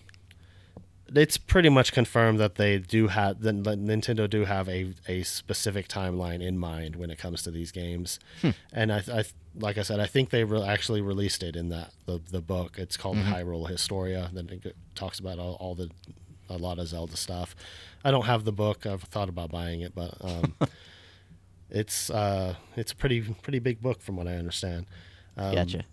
But it's I think that pretty much what they describe there is that this split timeline theory with the Ocarina of Time, basically, so Link gets sent to the future to try to save Ganon when he as an adult. So there's a timeline when Link's an adult and he's defeated Ganon. There's a timeline when he's a child, and then he was never sent back. And then there's a third timeline when after Link was sent back, then there's no Link, and Ganon ends up taking over everything. Yeah. So apparently that's the timeline that Wind Waker takes place in. Mm. Because like Ganon overruns the earth, and then I guess they flood the earth, or the goddesses flood the earth to stop him or something, and that's why the earth is flooded in Wind Waker, something like that. Huh. So it's a little confusing, but yes, they do have an official timeline in mind, according to Aonuma and the other developers. Interesting. Okay. Yeah, that's what I was unsure of. I didn't know if this was if the Hyrule story, if that was endorsed by Nintendo, or if that was like an official Nintendo document or whatever that they went off of. Yeah, I think it is an official thing for that they've released. Interesting. So even though these games are spaced, some of them hundreds of years apart, like you said, they're all a continuous story and they all follow the same characters. Is what you're saying? Pretty much. It's kind of like almost like a reincarnation thing. Like every few years or every 100 years or something, there's like a new hero that rises, and he's basically Link, and he's just a new version of the same person. Basically, he's the hero of time, so he keeps coming back in different forms to defeat Ganon, and it's a different Ganon every time. It's a different Zelda every time. So, so simple stuff, right? Exactly. Simple linear story. It all makes perfect sense. Pretty much. So at the beginning of Breath of the Wild, you come out of, like you said, out of that like hyperbaric chamber. Is this a new Link? Is this like a new Link being born, or like what's going on at the beginning of this game? We can only assume. I don't think we know, because so at the beginning of the game, Link just hears a voice that says, "Link, wake up," and he wakes up and he's in this chamber and he goes out on his adventure. So I don't think we know the specifics of the story yet. So it'll be interesting to learn that as we play through the game. Cool. Yeah, I find that stuff fascinating, man. Even though it's wonky, it's crazy, it's off the wall, but I find that stuff really interesting. Reading about the Zelda storyline. So cool. All right, a couple more things we're going to touch on here for the end of the show, guys. The Elder Scrolls Online Morrowind coming back June 6th. Vardenfell is the area that people explored so vividly in Morrowind. Coming back to ESO, so the Elder Scrolls Online will have basically an entire recreation of the whole Morrowind map. This game obviously takes place at a different time than the Elder Scrolls 3. But pretty cool that fondly remembered area is going to be in this game with lots of new stuff. There's a new collector's edition. The coolest part, though, is this new class of character, though, the Warden, who harnesses nature-based magic and walks around with a war bear. Like that's just awesome. Like I want to walk around with a war bear at my side and go and kick some people's ass. That sounds like a good time. There's a really cool trailer for the new Morrowind expansion. It's all CGI and stuff, but we see like the Warden with his war bear like getting in there and getting in on the action. So this sounds massive. Something like 30 hours of additional quests and content is going to be available via this expansion. I'm eyeing this collector's edition too. I like the way the statue looks, and these art books are always cool. So. I don't know. What do you think, Frankie? You wanna buy one of those too? Kinda. It's a nice looking collector's edition. Yeah. So I'll have to see if I can refrain from that or not. Did you ever get into Elder Scrolls Online, Bender? No, never did play it. I thought about it a lot, but never did play it. Yeah. So. No subscription fee on it now. So never been a better time to get into it. Yeah. They do some interesting stuff too with Elder Scrolls Online, which is kind of unique in the MMO space, but basically you can get into the game at any level and play any of the different areas. Like this new content that comes out will be available to you even if you've never played the game before. You can hop into this new area and you'll be able to do stuff in there. So kind of a cool setup. Moving on from there, EA had an investors meeting this past week, and they dropped some nuggets for us, guys. First and foremost, Star Wars Battlefront 2 now has a release window. Its anticipated release is this holiday, 2017, and they dropped a few more details about it as well. This new Battlefront game will have more heroes and characters than the original game, and it takes place in multiple locations across multiple eras within the Star Wars universe. So this will not just be limited to the original trilogy era. Now they'll be branching off into multiple eras, whether that's the new movies or the prequels or the side stories. Who knows? But there's going to be multiple areas that this game will take place in. Perhaps most exciting though, EA has confirmed that there will be a proper single player experience in Star Wars Battlefront 2. So we have that to look forward to. Not only is DICE working on it, but apparently Motive and Criterion are involved in this as well. So, Franklin, what do you think, man? You excited to see what Battlefront 2 is going to entail? Yeah. Battlefront 1, while super sparse on content, in my opinion, knowing we're going to get a single player campaign, which is something myself, a lot of other people wanted. Mm-hmm. Did Criterion, didn't they do the VR? Yep, did the VR mission. Do more of Still those. haven't tried that. Please do more of those. It's free, Bender. Go in there and give it a whirl. Need to check it out. Yeah, actually, I haven't tried it myself either. Shamefully enough, I know Brent really enjoyed it, so it's definitely something I want to try out as well. Mm-hmm. Bender, you excited to get a proper single player experience out of Battlefront? Yeah, that sounds awesome. I really liked Battlefront. I liked the gameplay. The game looked beautiful. The sound design was fantastic in that game. Mm-hmm. And I would love to have a cool single player campaign in it. Yeah, the authenticity of the look that DICE was able to create from the Star Wars materials that they had was really, really good. So to see that kind of craft and care go into a proper single player campaign is pretty exciting. So I'm really, really anxious to see what they come up with for that. Next on the list, Bioware. Their new IP will arrive by the end of March 2018, which I was kind of surprised by. It's pretty soon. But according to Andrew Wilson, this is EA's CEO, it will be an action-adventure title and not an RPG. So, we don't know exactly what this game is going to be. But I don't know. What do you think about that, Bender? You've been playing through the Mass Effect trilogy, the original one, getting ready for Andromeda. What do you think about them making a new IP that's not an RPG? I don't know. That's kind of strange because they do so well with their RPG stuff. The Mass Effect games are really cool, and I don't know. I'm sure whatever it is, it'll be fun. So I look forward to learning more about what that is. So hopefully they'll give us a teaser or a reveal sometime soon. Yeah, and a few more bits of info from Andrew Wilson. He describes it as being set in a unique new universe. Quote, at the end of the fiscal year, our BioWare studio will be delivering an all-new IP. A clean sheet design with new concepts, new gameplay mechanics, and new stories set in a unique new universe. The game has the potential to fundamentally disrupt the way people think about an action title, bringing friends together to play in exhilarating new ways. We're very excited about the future of this new franchise and its ability to attract a large global audience. Sounds like a Switch exclusive. You get to look into your friend's eyes. Yeah, that's definitely it. One other thing here from BioWare's blog. This is General Manager Aaron Flynn. He stated, quote, as we're working hard to finish Mass Effect Andromeda, I wanted to take a minute to talk about our new IP. As our CEO Andrew Wilson mentioned, we're creating a unique IP that will bring players together in exciting new ways. There's much more to say in the coming months, but for now, I wanted to offer this additional background. In 2012, we began crafting a new universe full of new characters, stories, and gameplay. Our ambition is simple. Draw upon 20-plus years of development knowledge and lessons to create something fun and new for you to enjoy with your friends.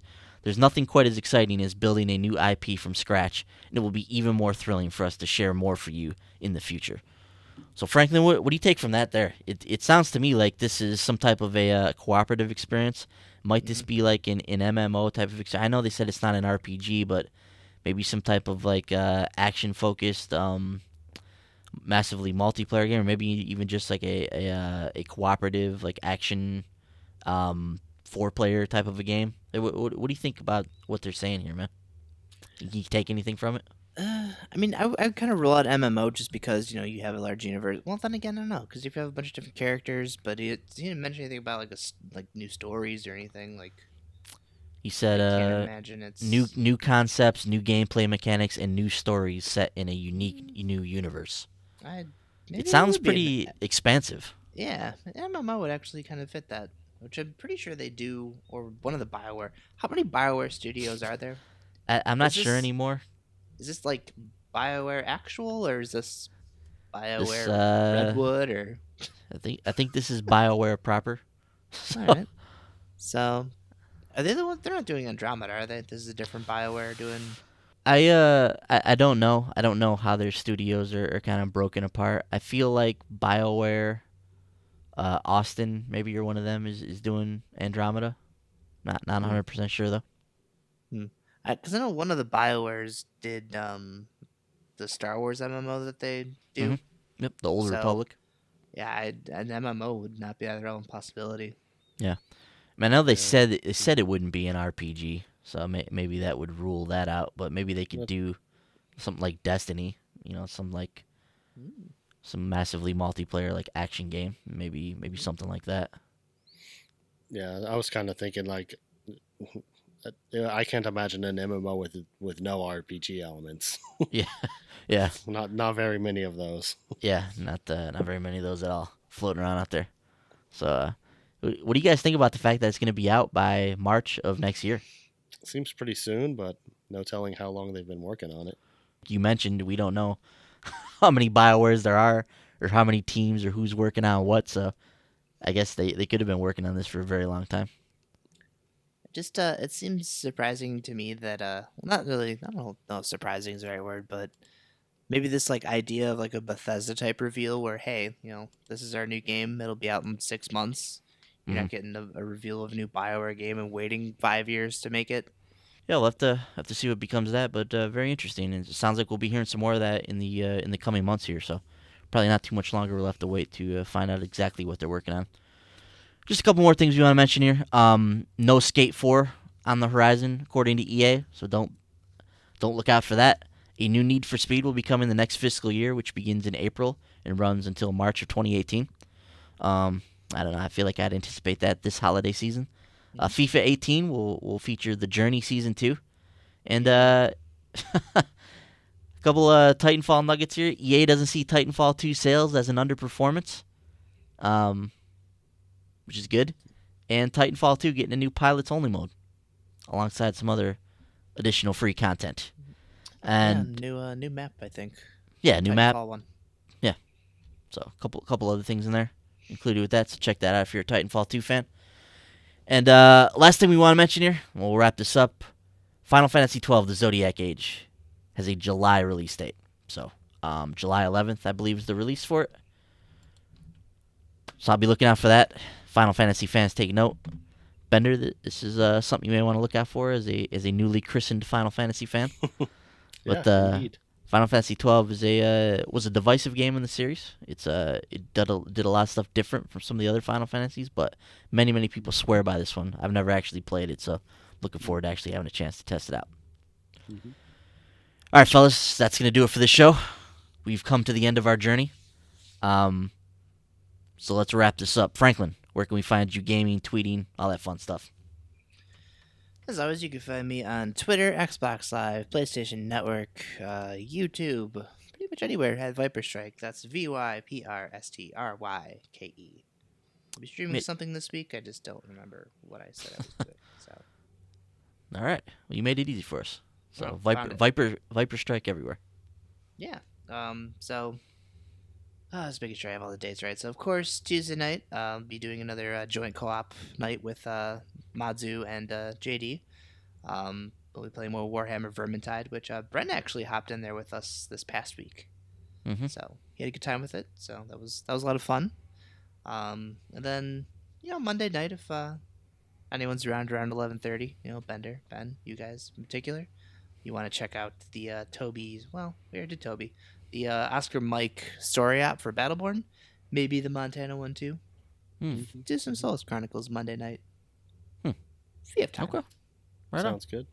Bender, how about you, man? Where can we find you? You can find me on Twitter. I'm at Bender_guitar. On PlayStation Network, I'm me_Bender. On Nintendo Network, Bender82, and on Xbox Live, me, Bender82. Much easier when you do that yourself than than when we try to fumble through your handles there. Yeah, you guys did a good job last time. You got them right at least. That's good. Myself, as always, you can find me not tweeting at Piccolo930. It's my PSN ID as well.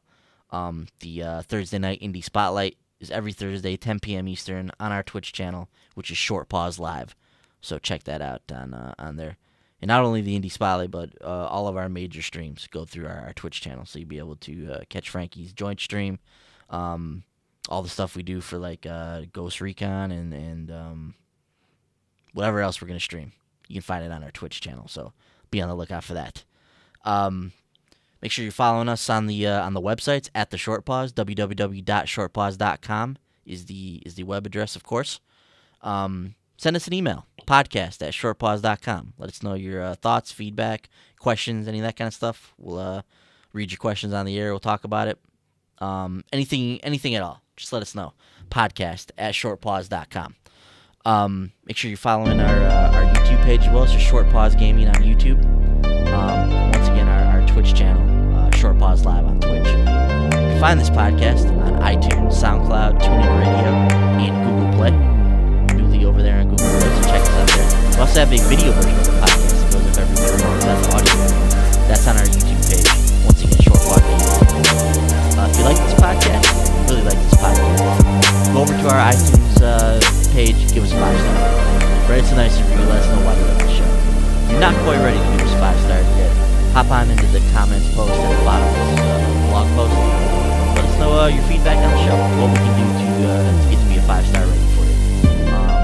Even if you don't want to comment on the show, you just want to talk about what we've been talking about, hop on down in the comments there. We'd love to hear from you guys. Make sure you're following Brent too. Of course, the Dude 1979 on Twitter, the Real Dude 79 on Xbox, the Dude 79 on PSN.